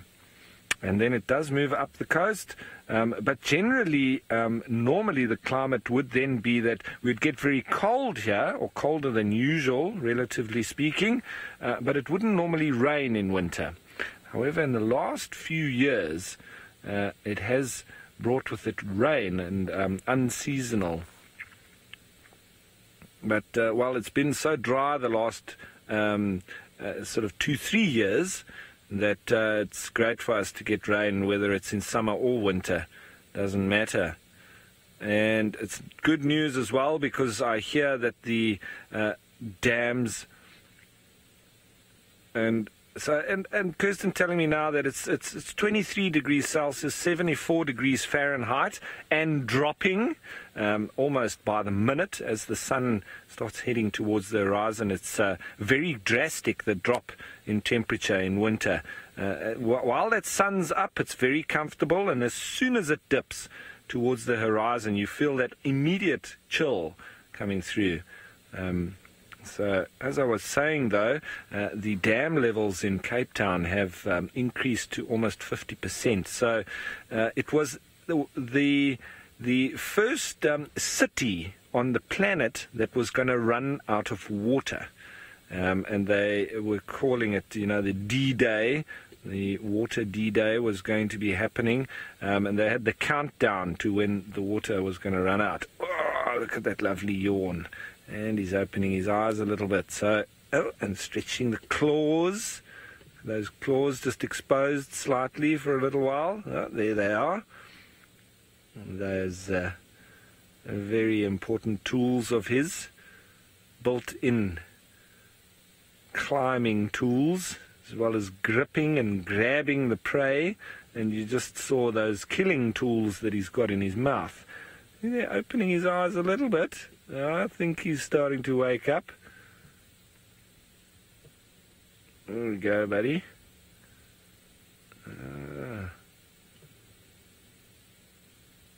He's not like me when I sleep. When I wake up, I wake up quite quickly. He seems like he's a little bit slower in waking up. But why wouldn't you? He looks like he's in a very comfortable spot there.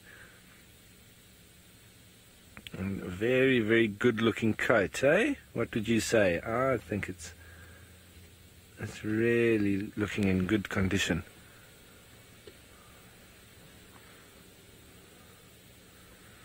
So, Tingana, are you going to get up and show us some action? Well, while we wait and see if that will be so, it seems like Sydney has got himself back in action.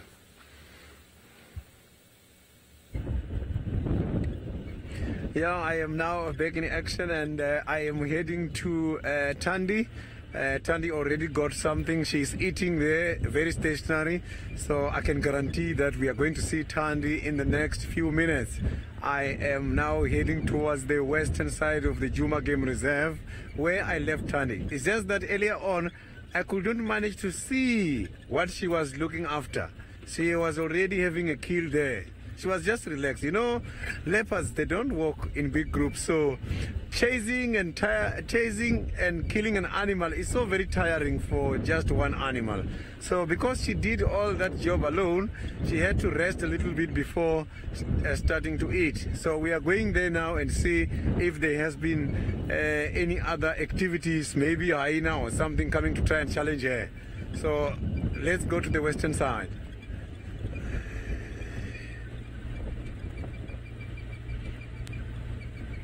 So the western side of the reserve where we are going now, the possibilities of seeing some other cats in that area are very high today, because this morning the lions, they have been heard in this area as well. I personally heard them as well. Yesterday, the whole night, they were just roaring there. This morning, just before I started with my guided walk again, I heard them just 10 minutes shortly after I have started. So where we are going now, possibilities of cats of different kinds are very high. Big cats, actually.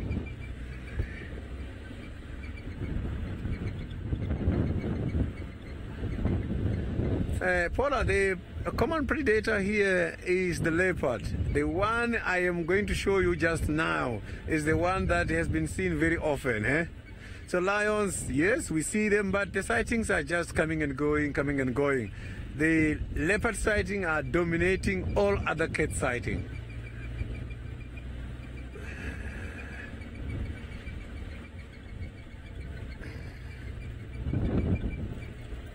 Yeah, the sun is now preparing to go down, so it's gonna get chilly a little bit.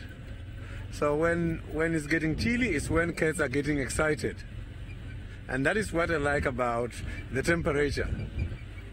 When it's too hot, they get very relaxed.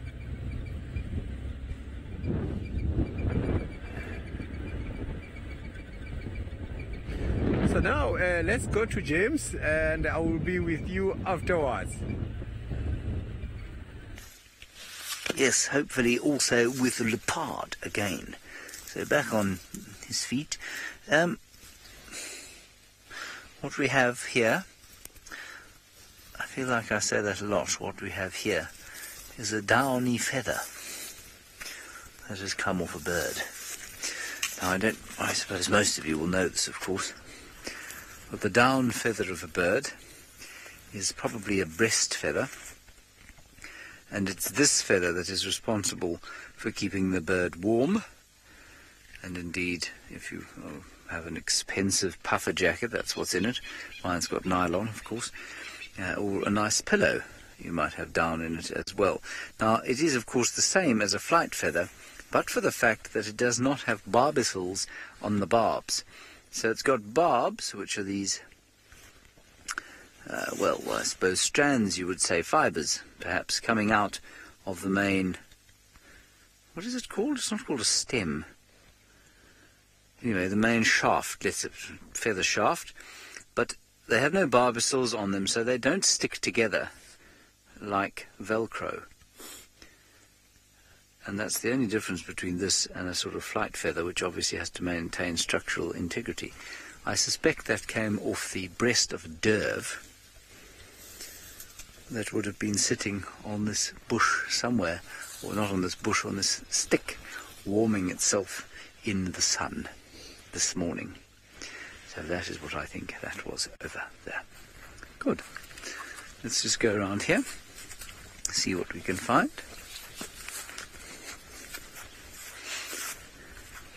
The camel, my man bag, is very important accoutrement to my game drive experience, my game walk experience. I'll show you what's in it. The ash bag. This is a sock filled with ash, so that I might tell the direction of the wind should we be approaching some large animals on foot. Then I have a knife, known as Edward, not Excalibur, not big enough to be Excalibur. A cheese or biltong knife, yes, certainly not any useful in defence. I have a letter from a friend. Not sure why that's in there. To close that up.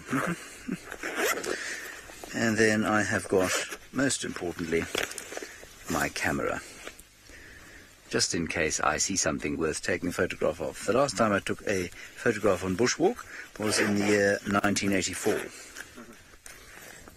Oh, the cable tie is actually extremely important, Kirsten. This cable tie is for me to cable tie my jacket to when I wear it. My puffer jacket, of which I spoke earlier, is tied to this cable tie. So that is what is in my man bag. Thank you very much. Herbert carries all of the first aid kit, and I carry the man bag and the binoculars. Thank you. Here we have Acacia gerardii. Now let's see if we can find some ants on Acacia gerardii. And some spiders. Ooh, come over here. Gina, do not be concerned that we don't have water for two reasons. Three reasons. The first reason is that it's winter, so it's not very hot. The second reason is that we're really not very far from camp ever, and therefore unlikely to dehydrate. The third reason is that we are so close to camp that anybody wanting to come and rescue us could reach us within 20 minutes. So really it's the necessity for carrying huge amounts of water is not important. Herbert does carry water, though. mainly for the cameramen, who obviously do a much harder job than we do. Did you hear what I said there, Sebastian? Thank you. Yes, that you work much harder than me.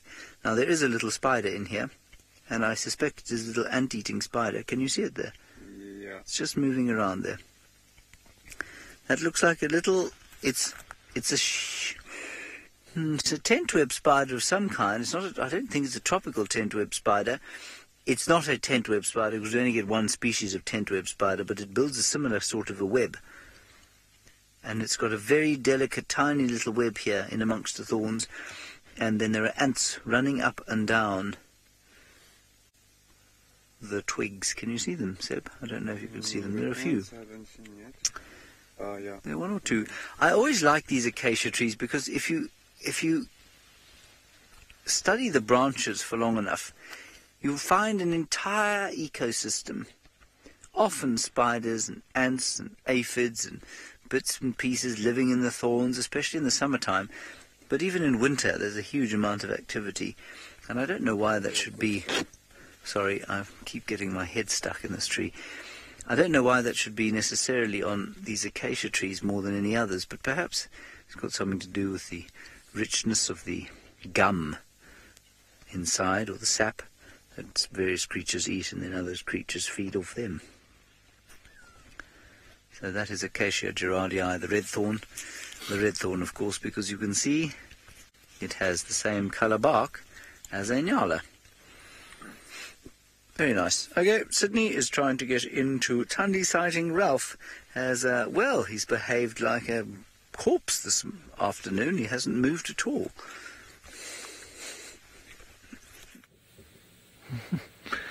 Yeah, well, I'm just waiting and watching and seeing if Tungana is going to wake up for us.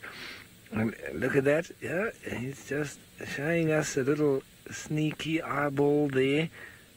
And there's a couple of vehicles in now on the sighting as well, a couple of the local lodges. So that might be also why he's opened his eyes a little bit. But he's also rolled onto his back again. And let's hope that he's going to get up sometime soon. He's in a little bit of a different position than when you last saw him. And very exciting. He just moved a little bit. And at least it's a little bit more exciting, I find, than watching lions sleeping.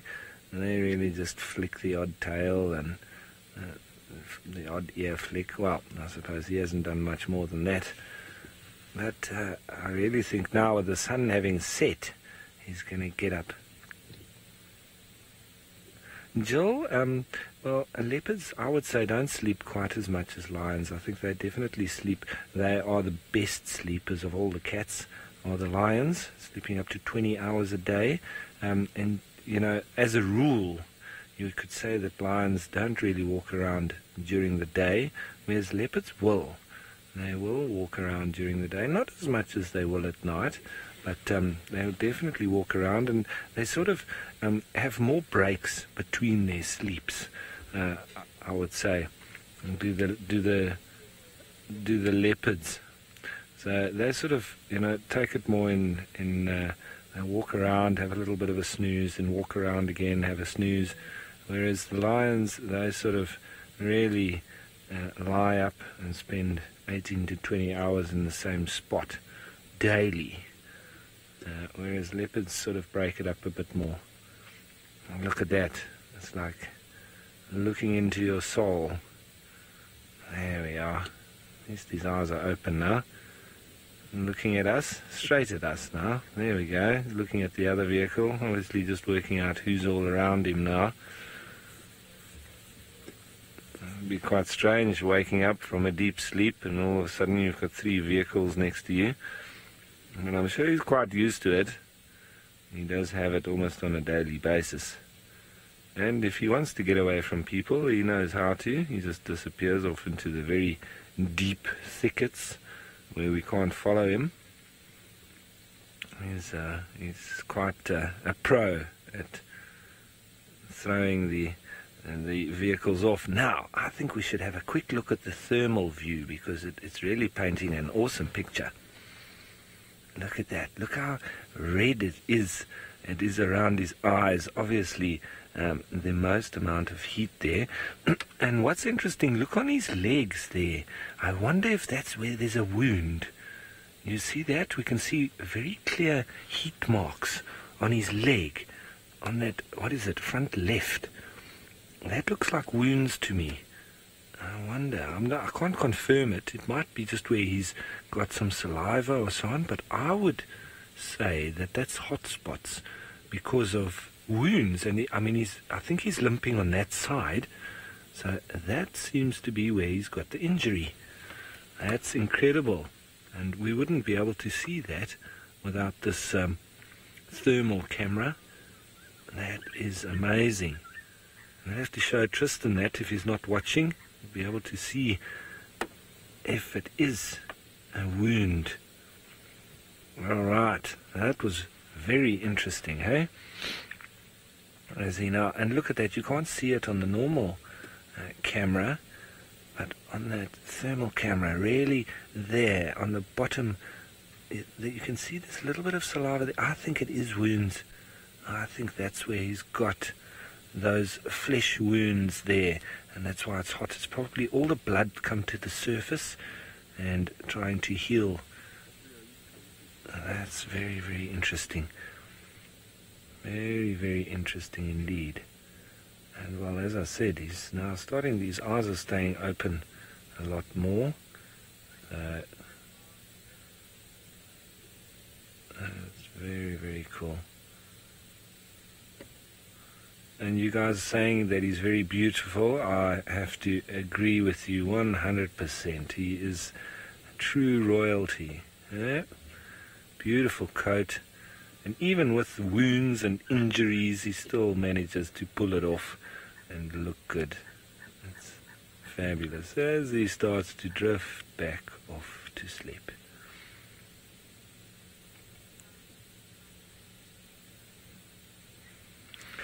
Ladybird, that's a very good question. If I had to ask Tingana 3 questions, what would they be? Well, I would have to think about that one. But probably one of them would have to be, where is his favorite hiding spot? What does he think of humans? And, well, has he ever thought about eating one? That would be a good question, I think. Of eating a human, I mean. So that's what I would ask him, I reckon. I wonder if he's thinking that right now. I wonder how I could get that in my mouth. That's what he's probably thinking. Kirsten's saying he's thinking of a good recipe. He's probably imagining me with an apple in my mouth. Yeah. Roast Ralph, yeah. That's it. Although I think he'll probably prefer me raw. Yeah. See that? Hey, those eyes, man. To look into the eyes of a leopard. A tiny little pupil. Obviously because there's a lot of light at the moment. And look just below the eyes, you very clearly see that very white band, similar to the lions and all the nocturnal animals, reflecting the light, any available light, into the eye. So they always have that white band directly below the eye itself. It does assist in reflecting that light. And well, we saw from the thermal camera that colours really does make a difference, not only in heat absorption or reflection. It would make it the same with light as well. Here comes the yawn. Oh, those teeth, eh? Absolute killing machine. You see how soft he is and everything, but then when he opens his mouth, he shows the true weaponry that he has hidden in the enclaves of his mouth. Now it looks like he's drifting off back to sleep. And from these kind of pictures, you'd also be able to pick up the little different patterns that he has in his spots. and that you'd be able to compare that to Tandi and Hukumori and even the little Salamba. And there his ear sort of flopping back a little bit. Right, and so from this very beautiful spot pattern, let's head you on over to James with a very artistic grass shot. Well, yes, it's the sunset more than a grass shot, Ralph, but thank you for trying. That's very, very helpful of you. Sebastian is creating art. I'm just standing here talking about it. In fact, let me go around and have a look at his picture. Whoa! Look at that. It looks like a fiery furnace in the background there as the sun descends. Very nice, Sebastian. Very nice indeed. Looking at, I can't see exactly what plant he's focused on. Oh, of course it is. It's the plant that keeps on giving. The first lot was Waltheria indica. That's it. And then a number of Aristida species. Oh, that's this thing. Yeah. Yes, that's Waltheria. Very nice, Sebastian. Yeah, very artistic of you. It's nice to be filming in colour again rather than with the thermal. Let's see if this plant is going to give us anything. Oh, apparently we are not going to see what's on Waltheria because that's not as entertaining as what Sydney has.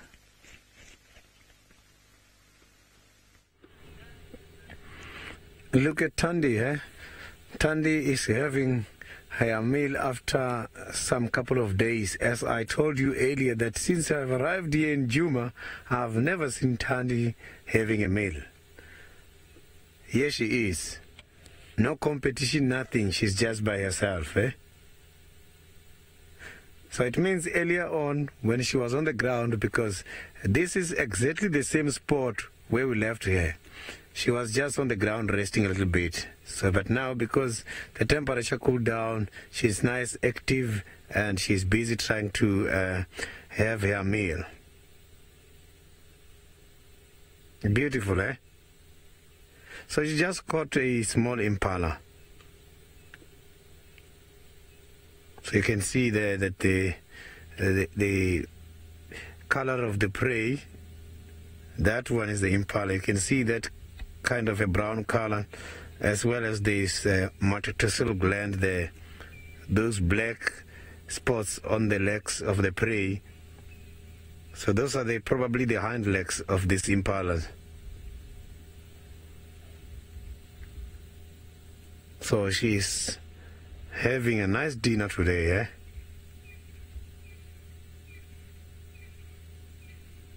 And she seemed not bothered by anything.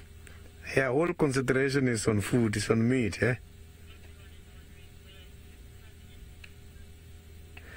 Yeah, it's so very much interesting to see that this kind of cats can be able to go and catch something like this and just eat by themselves far away from the cubs, knowing that they've got some cubs, eh?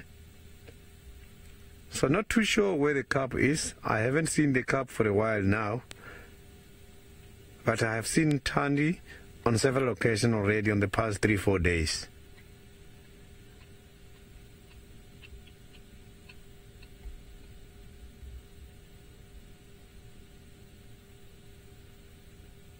What a cat. This is a beautiful cat, eh?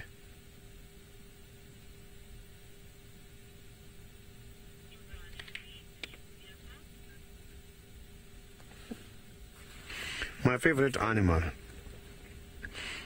So I wish I could see the leopards every day in Juma. Because leopards are very much shy animals. We don't often see them in a lot of places. It's very, very difficult to see these animals. Because they mostly come out during the night. During the day, yes, they move around, but mostly in the areas whereby they don't get disturbed a lot. So if it's nice and quiet, then they can come out.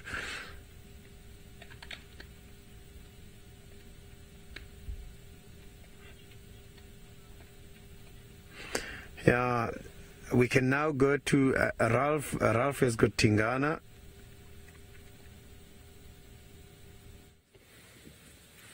And a grooming Tingana now.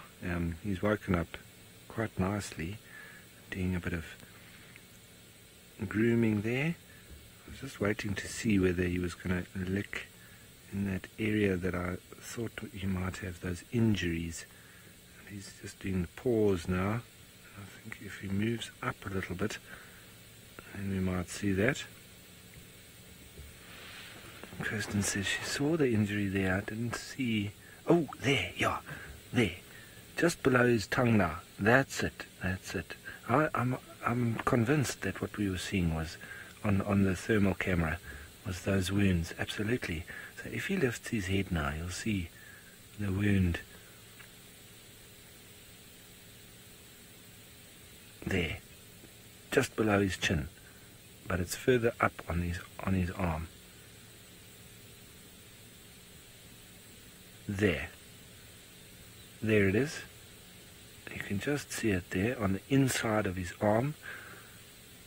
A little bit pink there, but it looks like a deep gash. That is cool. And on the side of his paw, it looks like he's got a few injuries. Kirsten's saying 3. Yeah, I saw 2 there. I'm now also looking a little bit on the thermal one. Can't see very clearly on the thermal, but I'm trying to see it on the normal camera as well. And obviously there he's definitely cleaning those wounds, licking them. Definitely. There, he's going back to that one as well. That's a good boy. He knows that that's going to help.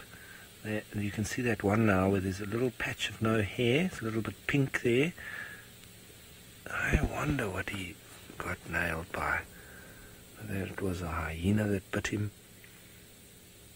Quite possible. But all of those possibilities are realistic. Warthog, hyena, another leopard. Now he's just cleaning the back of his ear there. Probably the other part of him that is sore, that he can't exactly get to. But as cats do, they lick their paw and then wipe it over their ear. Such a clever boy.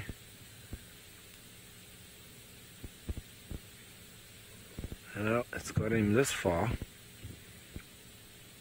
And I'm sure he's seen off lots of hyenas and other leopards in his lifetime. That's probably the other thing that I'd like to ask him. Tell us the stories, the things that he's seen. I'd love to sit around the campfire and he could tell us all the things of days gone by and other competitors that he's seen off and hyenas that he's managed to get past or away from.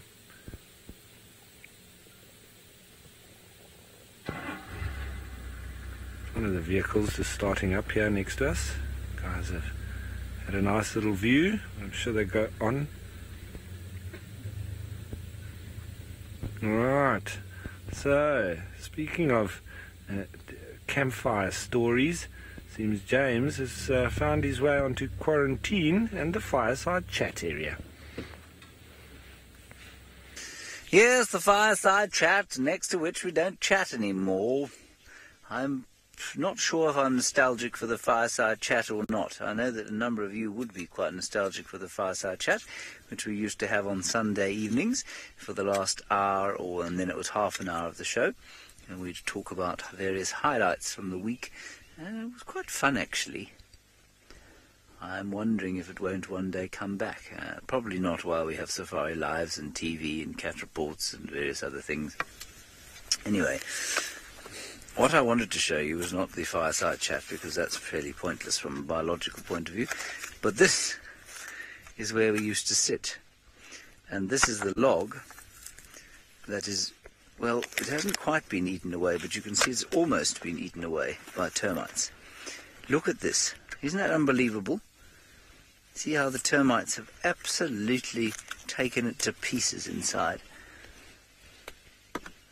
Now, for me, this is unusual because, of course, I don't live in North America where a lot of people still build with wood. In South Africa, we don't build with wood, we always build with bricks, and it means that we don't ever have termite problems in our houses, or very seldom. And so it's quite interesting to me to see termites eating hard wood like this. There's also fungus, a fascinating fungus. That's what this yellowish colour is. Here we go. And then there's more here, Seb. So the mycelia, here we go. The mycelia of a fungus. And then, there's an egg sac of some description just inside there. Yeah.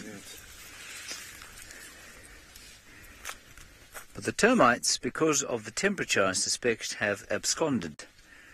And they'll be underground somewhere. Basically, this fireside chat is on a termite mound. And this is the top of the termite mound. But the whole mound itself, this is the same mound here. I wonder if this isn't Odontotermes rather than Macrotermes. This whole thing is an ancient mound. My goodness, it's huge. Don't worry, Herbert. People know who you are. You don't need to try and get out of the way. It's absolutely massive. It's about... I've never noticed this before. It's about...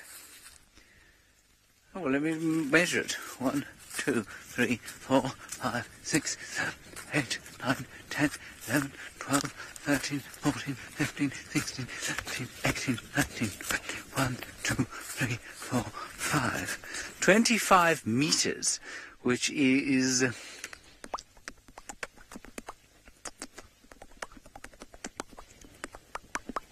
about 90 feet wide. 90 feet diameter is this termite mound, which I think is absolutely amazing. That was my brain doing mathematics, by the way, in case you were wondering. Okay, so that's the fireside chat. It is a termite mound. No reason they shouldn't eat what we put on top of their home, the termites. And, well, that's pretty much it for this particular segment. Good. Shall we continue, Sebastian? On we go. I was hoping to come up here and see a few animals coming to seek refuge, if you like, in the clearings for the night as the sun went down, but alas, haven't managed any of that. We'll still have a brief look around while you go and sit with the Queen and her dinner.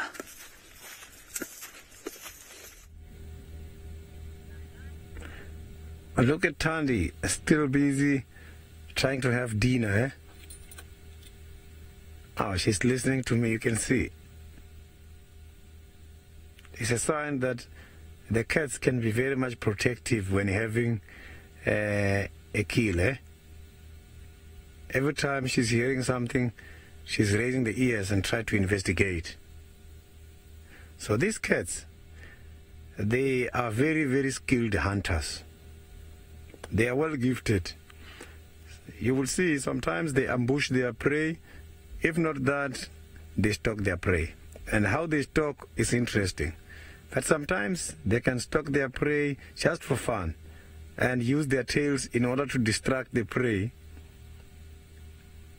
without having any intention of chasing that prey. So that is what cats do. Sometimes they can hunt and kill just for fun and leave the kill unattended and move on where they're going to rest if something comes and take it down. Hyenas, they will just be walking behind these big cats getting some benefits as those hyenas are scavengers. So these cats, they can live for many years. They can live 12 to 15 years. And that is a lot of years, eh? Males, if you look at them nicely, their body size is way much bigger than the females. So here in Djuma, just think about Tingana and Tandy. You can see that the size between these two is, Tingana is way much bigger than Tandy. So that is how you can easily distinguish between these male and females. And the head as well. Females, they've got quite a very small head. And the big hair, the males, they've got a very, very big head. And the males as well, the nails, they look much bigger than the one for the females. Look, when she's trying to chew there, showing off her canines. Look at those canines.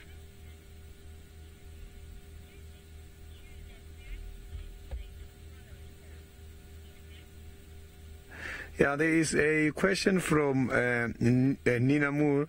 They try to chew, yes, sometimes if there is too much competition and they want to try and eat and they have a meal very fast, they can just eat, but whereby these fresh parts, they cannot just swallow the bones. You can see what she's trying to do now is that she's trying to cut the bigger pieces into smaller pieces so that she can swallow nicely. Eh? And those meat that we are seeing there, the red meat, the first droppings going to come out from this leopard, you will see them very, very dark black. So the meat, when it gets to the stomach after being digested, because of a lot of blood there, the color of the first dropping is going to change completely. It's going to be very dark black. And as time goes on, because it's swallowing both meat and some small piece of bones, the bones are then going to come afterwards.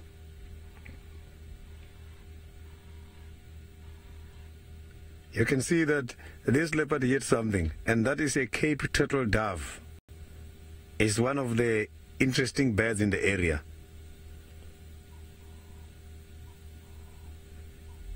Can hear that bird, eh? And if you listen to that bird very nicely,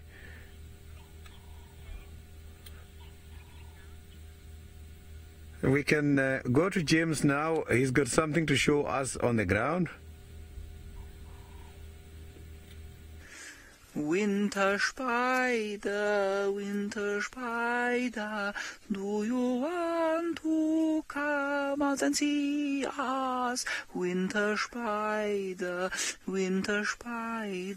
here we sit and wait for you. Not very effective, was it? This is a baboon spider's hole. And just look at how magnificently constructed it is. This is, of course, the African equivalent of a tarantula, or tarantula. And it is, well, pretty much harmless to human beings completely. And when I started guiding, of course, what I would have done is poked something down into the hole and then pulled the spider out. But what I learnt subsequently, of course, is that they have very special digging claws on their feet. And by the time they've dug their adult hole, and I'm pretty sure this is an adult hole, they dig a few in their lives, that special digging claw has worn to nothing. Which means that if you pull the spider out of this hole, and the hole is damaged in some way, it will never be able to dig another one, and so it will become homeless. And I don't know about you, but I would feel a dreadful sense of guilt were I to be responsible for the homelessness of a baboon spider. These are the considerations they don't teach you about at guiding school, you see. The emotional strain of creating homelessness amongst spiders. No one tells you about that. And I think they should. The only other thing to tell you about the spider's web is that the inside of the spider's hole is covered. Of course, you can see that it's lined with silk, but there's also a little sort of closing web, if you like, and I think that's because the spider spends almost the whole winter in the hole, and it doesn't in fact emerge until the summertime, whereupon that sort of cobweb, if you like, will be removed.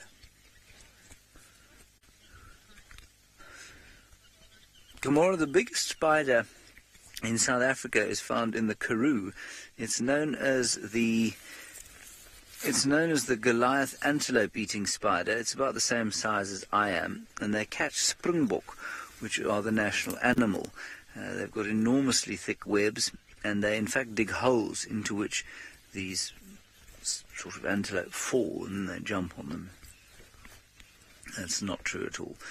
we don't have terrifying spiders here. Some people are terrified by all spiders, but we don't have terrifying sort of spiders like the Goliath bird-eating spider that you find in South America, for example.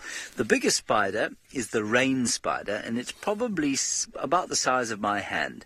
It doesn't have a very huge abdomen. It's probably got an abdomen about that big.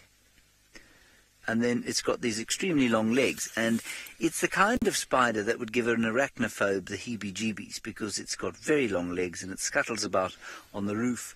Often, when it's raining outside, these spiders will come in, completely and utterly harmless. But those are the biggest spiders that we have over here, the rain spider. I don't think there are any bigger than that. They're actually magnificent creatures to look at. And I know that, you know, we all have irrational fears, and spiders is absolutely one of the most common irrational fears in the world. All right, we're going to go back in. It's getting a little dark outside here, and Tingana, you won't believe it, has gone back to sleep. Yeah, well, that's the way it goes. Hey, goodbye, James, and see you back at camp. Hopefully you'll get the fire going for us. That would be nice. Nice, perfect evening for it, James. Yeah, so request from me and Davy, get the fire going. Please, I know you won't, but, well, we can try our best anyway. Well, we need a bit of a fire here to get Tingana going, because he is really, well, you know, having said that, he is really just maybe getting his rest. And it's well needed, because he's got quite nasty wounds. So maybe that's the best way to deal with it. A bit of rest and respite, R&R. That's always a good thing. If you're sick or you're injured, you do need your rest. So I'm still just staying here, you know, because what is the alternative? We could drive around and go and look for something else. But well, from one sleeping leopard to Sydney with 2.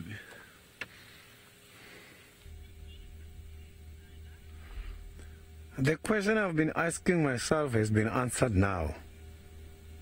About Tandy leaving behind the little one. The little one has just arrived now. I didn't even see where that little one appeared from, eh? So now Tandy has got a cub. Tandy is done feeding. Not completely done, obviously. It's just giving a chance for the little one to eat. You can see now the little one approached, has just started eating now. Look at that. Beautiful, isn't it?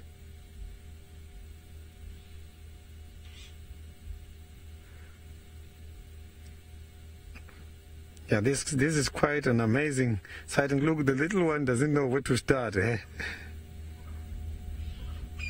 So these little ones, when they get to an age of about 18 to 22 months, they're going to have to learn how to do things for themselves. So that is whereby they must have to go and learn the skills, hunting skills. So for these leopards, in order to be very skilled in terms of the hunting activities, they've got to learn it through play, because if they don't practice it, they're not going to know how to do it. Have you seen what has just happened now?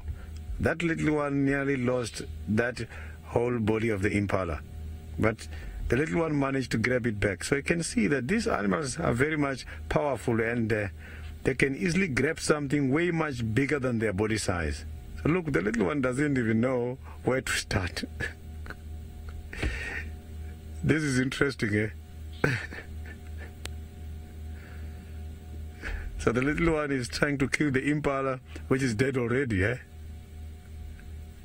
So you might find that the impala, this little one is trying to imitate what he saw happening before. The big ones taking down a prey. Look at that.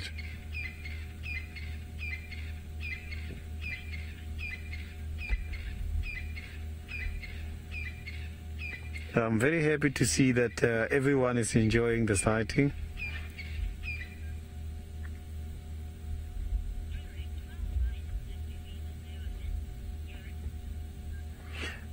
Eric, the tree that these leopards are feeding on now has been pushed down.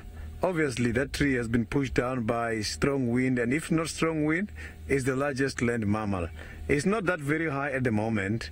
Maybe from the ground, I can say where those leopards are, the distance between them and the ground is approximately 3 meters, not very far away. So that's why they are very comfortable, because the branch is like a table. That tree is not standing straight, you can see there.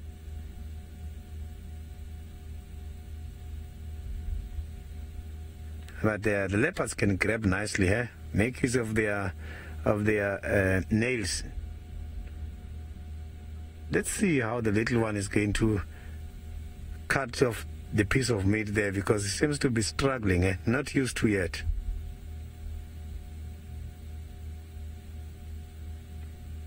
Yeah, considering the age of this little one, I can say, yeah, still got to go through a very strong training in order to do these things by herself.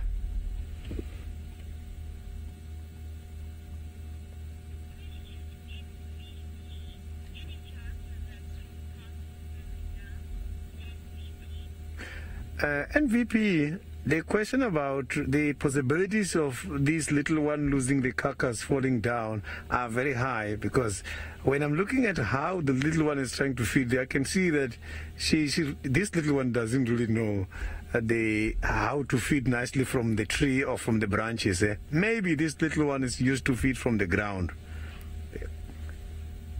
So the behavior the little one displayed at the beginning crossed my mind that it's not well adapted to feed from the trees.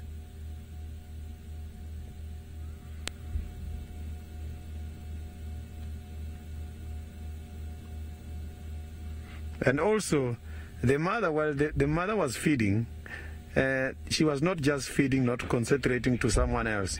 Look now, there's some noise we are hearing from the birds in the area.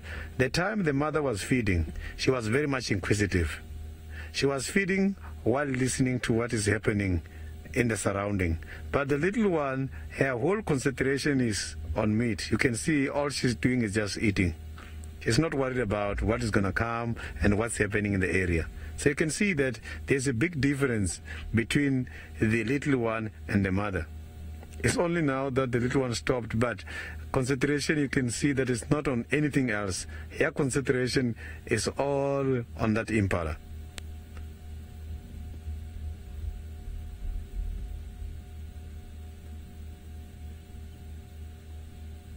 This is beautiful, So the mother just got disappeared to the right hand side of this leopard. So I'm not very sure if we can see it. We can see her from here where I am, because I just didn't see where she got disappeared to.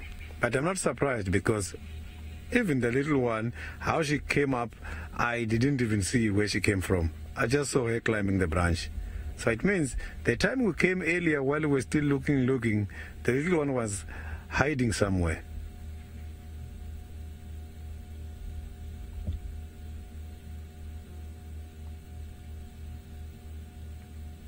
Yeah, but that was not a fully grown impala. You can see the horns are still very small there.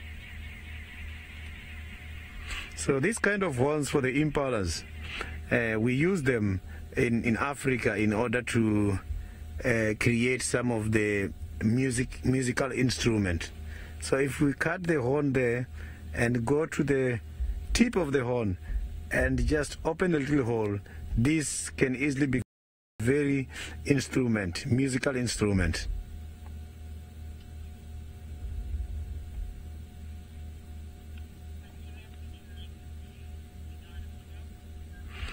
Yeah, while still enjoying this beautiful sighting, I'm now going to Ralph and see what Tingana is doing on the other side.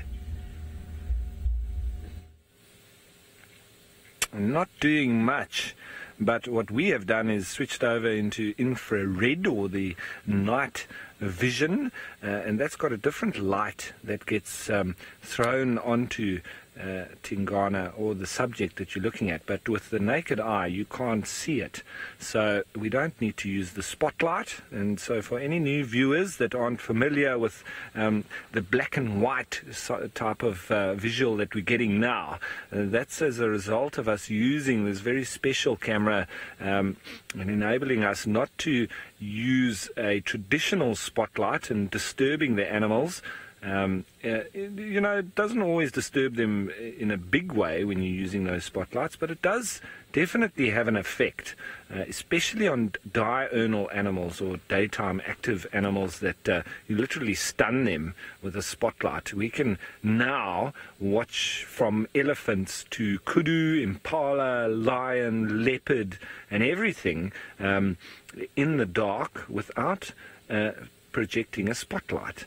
So very, very special, and there's none of the game drives that you would go on in Africa that you would be able to see that unless you're looking through one of these special cameras.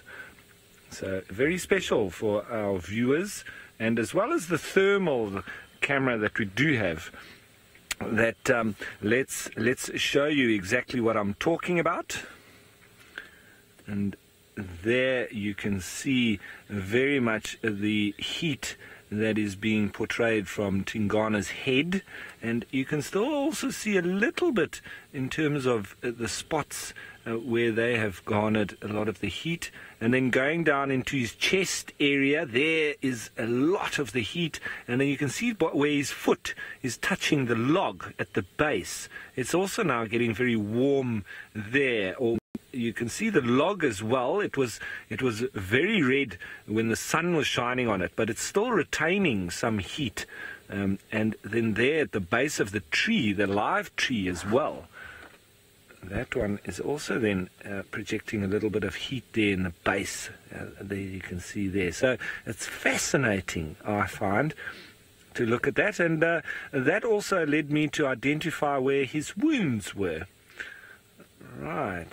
So there we come back to the infrared, and you can see how he's very tentative with that left front foot of his. You'll see if he lifts it up, he very gingerly sort of putting it back down. It must be because of the pain that he's experiencing there from the wounds that he has from whatever altercation he has had, which it seems is a mystery.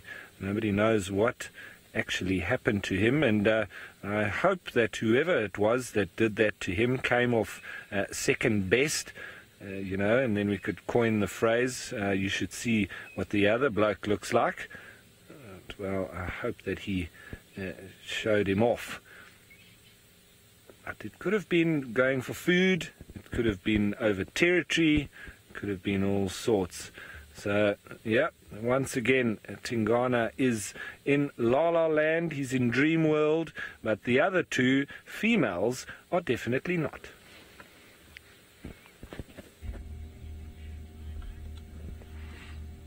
Yeah, I'm still enjoying the little baby of Tandy here, and today is my first day to see this cub. I've never seen this cub before. So you can see that Tandy was very much clever. Now she got disappeared, but she managed to take down the prey and drag it up to this tree, so that when the little one is feeding, nobody can disturb the little one. So reason for these leopards to hide things up by the trees is to avoid the scavengers, because scavengers can easily come and deprive their food. So they're trying to avoid competition there. But I think it's a good idea.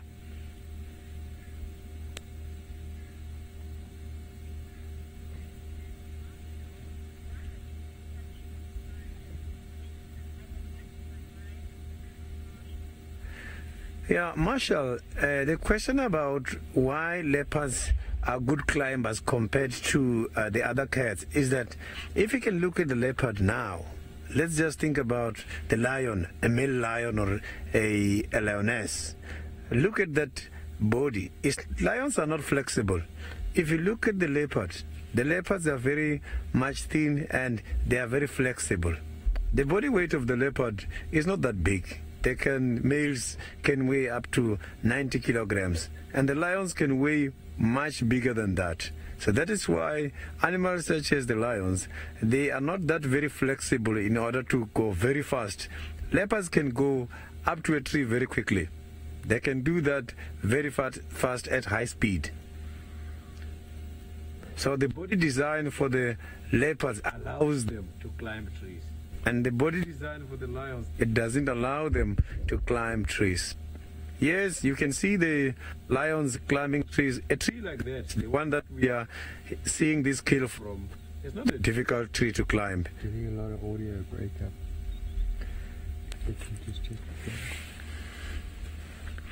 Yeah, the tree that this leopard is feeding from now, you can see that that is not a difficult tree to climb.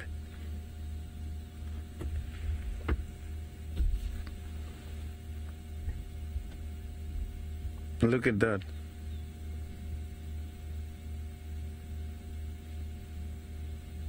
So this little one is going to get tired from feeding like that. Eventually, possibilities of losing that carcass are very high.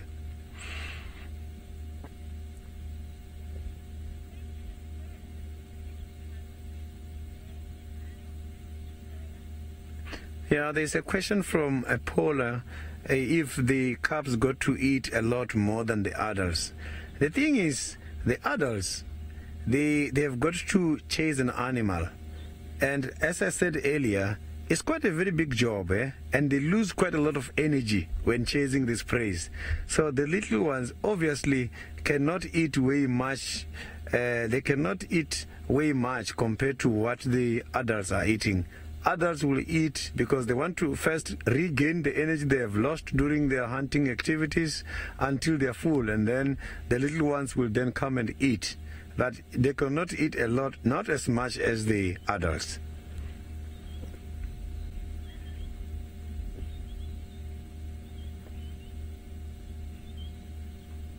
So you can see now that that whole body is now falling to the edge.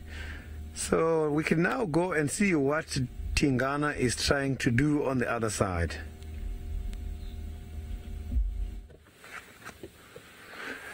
Well, I think he might be trying to catch rabbits while he's in his dreamy dreamland. Or maybe he's chasing warthogs or impala, one of the two. He hasn't been pretending like he's running, but if I was a leopard, I'd be dreaming of scrub hares and warthogs and impala. What do you think he's dreaming of? Maybe marula trees and African vistas, looking out over the plains, maybe dreaming of taking the throne of the king of the jungle, beating the lions and hyenas into submission. I don't know. Wonder what's going on in that head of his.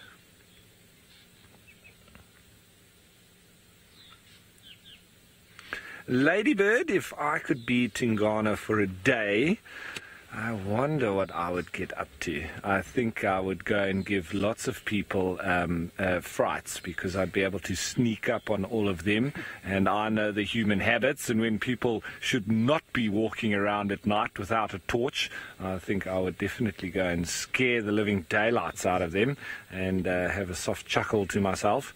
But other than that, I think just seeing the nightlife from that perspective would be absolutely surreal, being able to walk around in the cover of darkness and relatively clear in your vision at night, and being able to blend so well into the environment as well would be a very nice, like, superpower.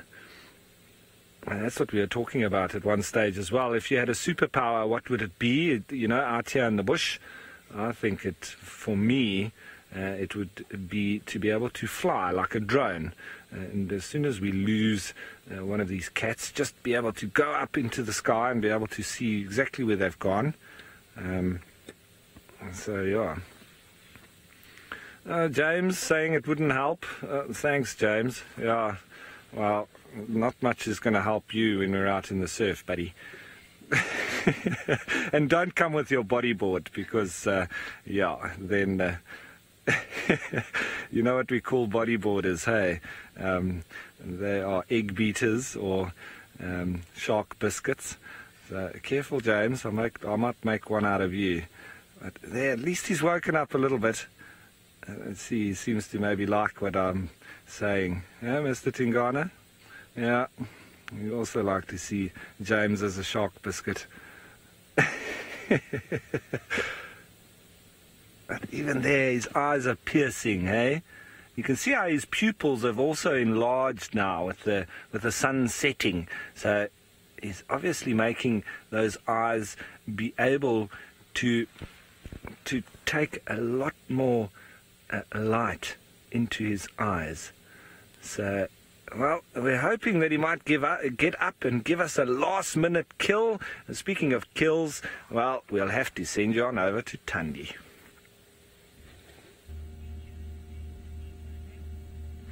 Yeah, Thandi got disappeared. I'm still having the little one trying to feed there now. You know, these little ones, when the adults are going out for hunting purposes, they hide them because the little ones, before they go and learn, they can always spoil the chances of the mothers to catch the prey. So the little ones, when they are born, it's interesting. They are born with their eyes shut down completely for the first 2 weeks. Why? Because the mother knows very well that if their eyes are open, they are going to start wandering in less than 2 weeks, and that might attract some of the animals which can come and kill them. So they must have to have eye closed for the first 2 weeks. And that helps them as well when it comes to some of the things like the sunlight, because otherwise they are going to look at the sun and they can easily damage their eyes because they are not going to know what they're doing.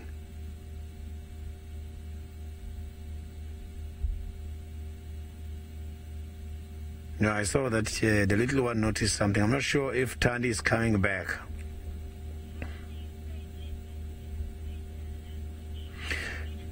Ninamu, a leopard in Venda language is called ngwe. Ngwe. So ngwe is a Venda name for the leopard. And there where I come from in Venda, long time ago, we used to see a lot of black leopards. We even got a club, a soccer club, in the name of a black leopard.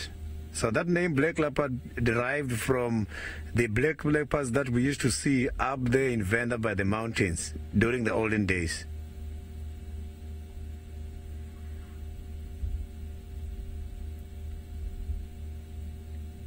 Oh, the little one is trying by all means to train the mothers,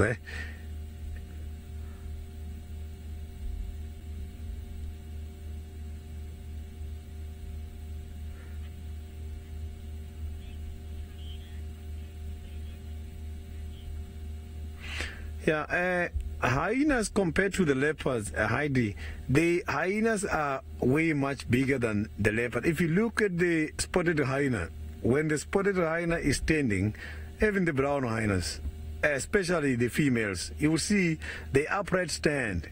And by that kind of a behavior, you can see that they look big. But apart from that, just considering the body size, the spotted hyenas, they look way much fat compared to the leopards.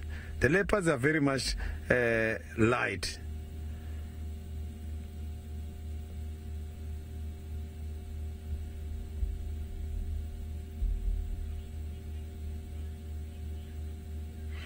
Yeah, let's see. Maybe Tingana is now doing some other activities on the other side.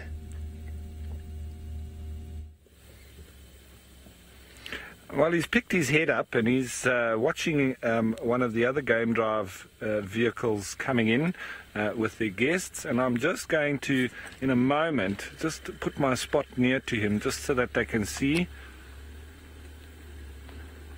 So, there he is. So I'm just indicating for the other viewers, the other guests, there is Tingana there. So because we're watching without the spotlight, so I'm just going to tell them that. You guys are welcome to put a spot near him if you want to. We've just got infrared, so yeah, we can see without a spot. But if you want to, don't worry, eh? So there we go. I think he might be getting up soon. It looks like he's making out as if he might do that quite soon. And you see there, they put that spot just bouncing a little bit onto him. That's it. I get a nice view of him there. And generally, the nocturnal animals don't worry very much about a spotlight. It's mostly the diurnal animals, and especially elephants. One thing that you must always remember if you do go out into or come out to South Africa or anywhere in Africa, and if you experience elephants at night, do not shine the light on them. It can make them actually quite aggressive to come towards that light and you know, almost extinguish it, because they get irritated with it. And I've seen that many times with my guests. I've had to very quickly make them turn the lights off when there's elephants around. The elephants get very agitated with the light shone on them. But one thing that is a good defense for when you are in the bush, and if you're walking around, it's a very good idea to have a strong torch, because if you walking with it and you encounter any of the predators, shine that torch directly in his eyes. And that's not to hurt him in any way. It's just, if you think about it, if somebody, and you can try it out at night, get somebody to shine a torch straight into your eyes. You can't see, well, and don't damage your eyes now, so I'm not suggesting that, but try and see then, you know, from that perspective, you cannot see what's behind the torch.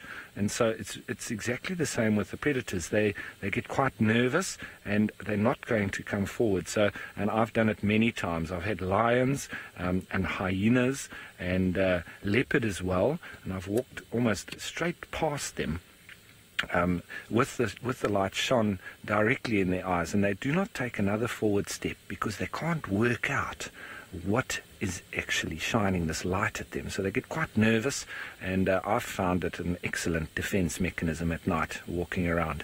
And I have also had to walk around in the Kruger Park, not by my own choice, in the middle of the night. We had one of the girls, when we were doing a camp out, we do it regularly with the Trails Guide groups, and she was rather sick, and so we had to get her to a pickup point, and I had to walk about 1 kilometer in lion and elephant and buffalo central, and we just went with a very strong torch, and we managed to get her out of there. Now let's see his limp as he, look at that, hey? Shame. He's very sore now as he gets up. It will take a little bit of time for him to loosen up. Now he's going to be walking. Oh, and he stopped right there. No, not comfortable. I think it's because his leg's so sore that he's actually stopped. Now that's the aerials at the back of the vehicle. Let's just see what he does. I'm just going to watch him for a second, and then I might have to try and relocate, because he's now walking on the path directly behind us. So I'm a little bit sandwiched in here by the other vehicle, so we're going to have to try to, yeah, you guys can go. And then we'll turn around and see if we can, we'll just see if he's, okay, there he is. Yvette, leopards can sleep in trees at night. It does make for a rather comfortable sleeping position. I suppose it all depends on, let me just let these guys go first. You guys can go first, eh? But pull it, go through now and I'll come behind you. You guys are very welcome, eh? No worries. I think he's been in a fight. Either hyena or another leopard. So that's it. We just let them get him there again. I've got a big log in front of me as well. So I just need to try and get round here. And then we'll go and have another look at him. Shame he's not going to get very far with that limp of his. But we'll just have a little check here. I don't think he's gone far at all. He's just over there. Let's just see if we can view him there. I think they've stopped because he's probably just in front of them. So let's see if we can see him through the bushes here. Is he there? There he is. He's laid down again. Darby, tell me when you can see him. There, he's gotten up again. Obviously they don't want to push up right behind him. So there they go. Okay. Oops, hang on. Whoa, whoa, whoa! We nearly had a little accident there. There we go. Sorry, I just had to let him know. He nearly reversed into me. There we are. I don't think my boss would be too happy with me if he saw that they just reversed into me. Anyway, there we go. I'm just going to stop right here. There we go. There he is. Okay, so let's have a look at that. You see now, once again, we're into that thermal camera, and you can see a little bit of heat in the trees. You can see the real heat all emanating from a metabolismic mammal body. I don't think that's a word, metabolismic, metabolic, something like that, creating his own heat. So that's absolutely fascinating. So I think he's probably going to hobble around for the next little while, and it's been an absolutely fantastic feline Friday, I would have to say. And well, the action never stops out here in the bush. Just need to keep on putting ourselves out there, and we just keep on finding all sorts. It's absolutely wonderful here in the Sabi Sands with all of these wonderful cats. Tandi, Tlalamba, and now Tingana. Well, folks, we're heading towards the end of the show, and I have to say thank you to all the crew in the FC. Thanks to the other guides, James and Sydney. Most of all to you, the viewers. Join us again tomorrow for another unexpected day. Goodbye for now, everyone.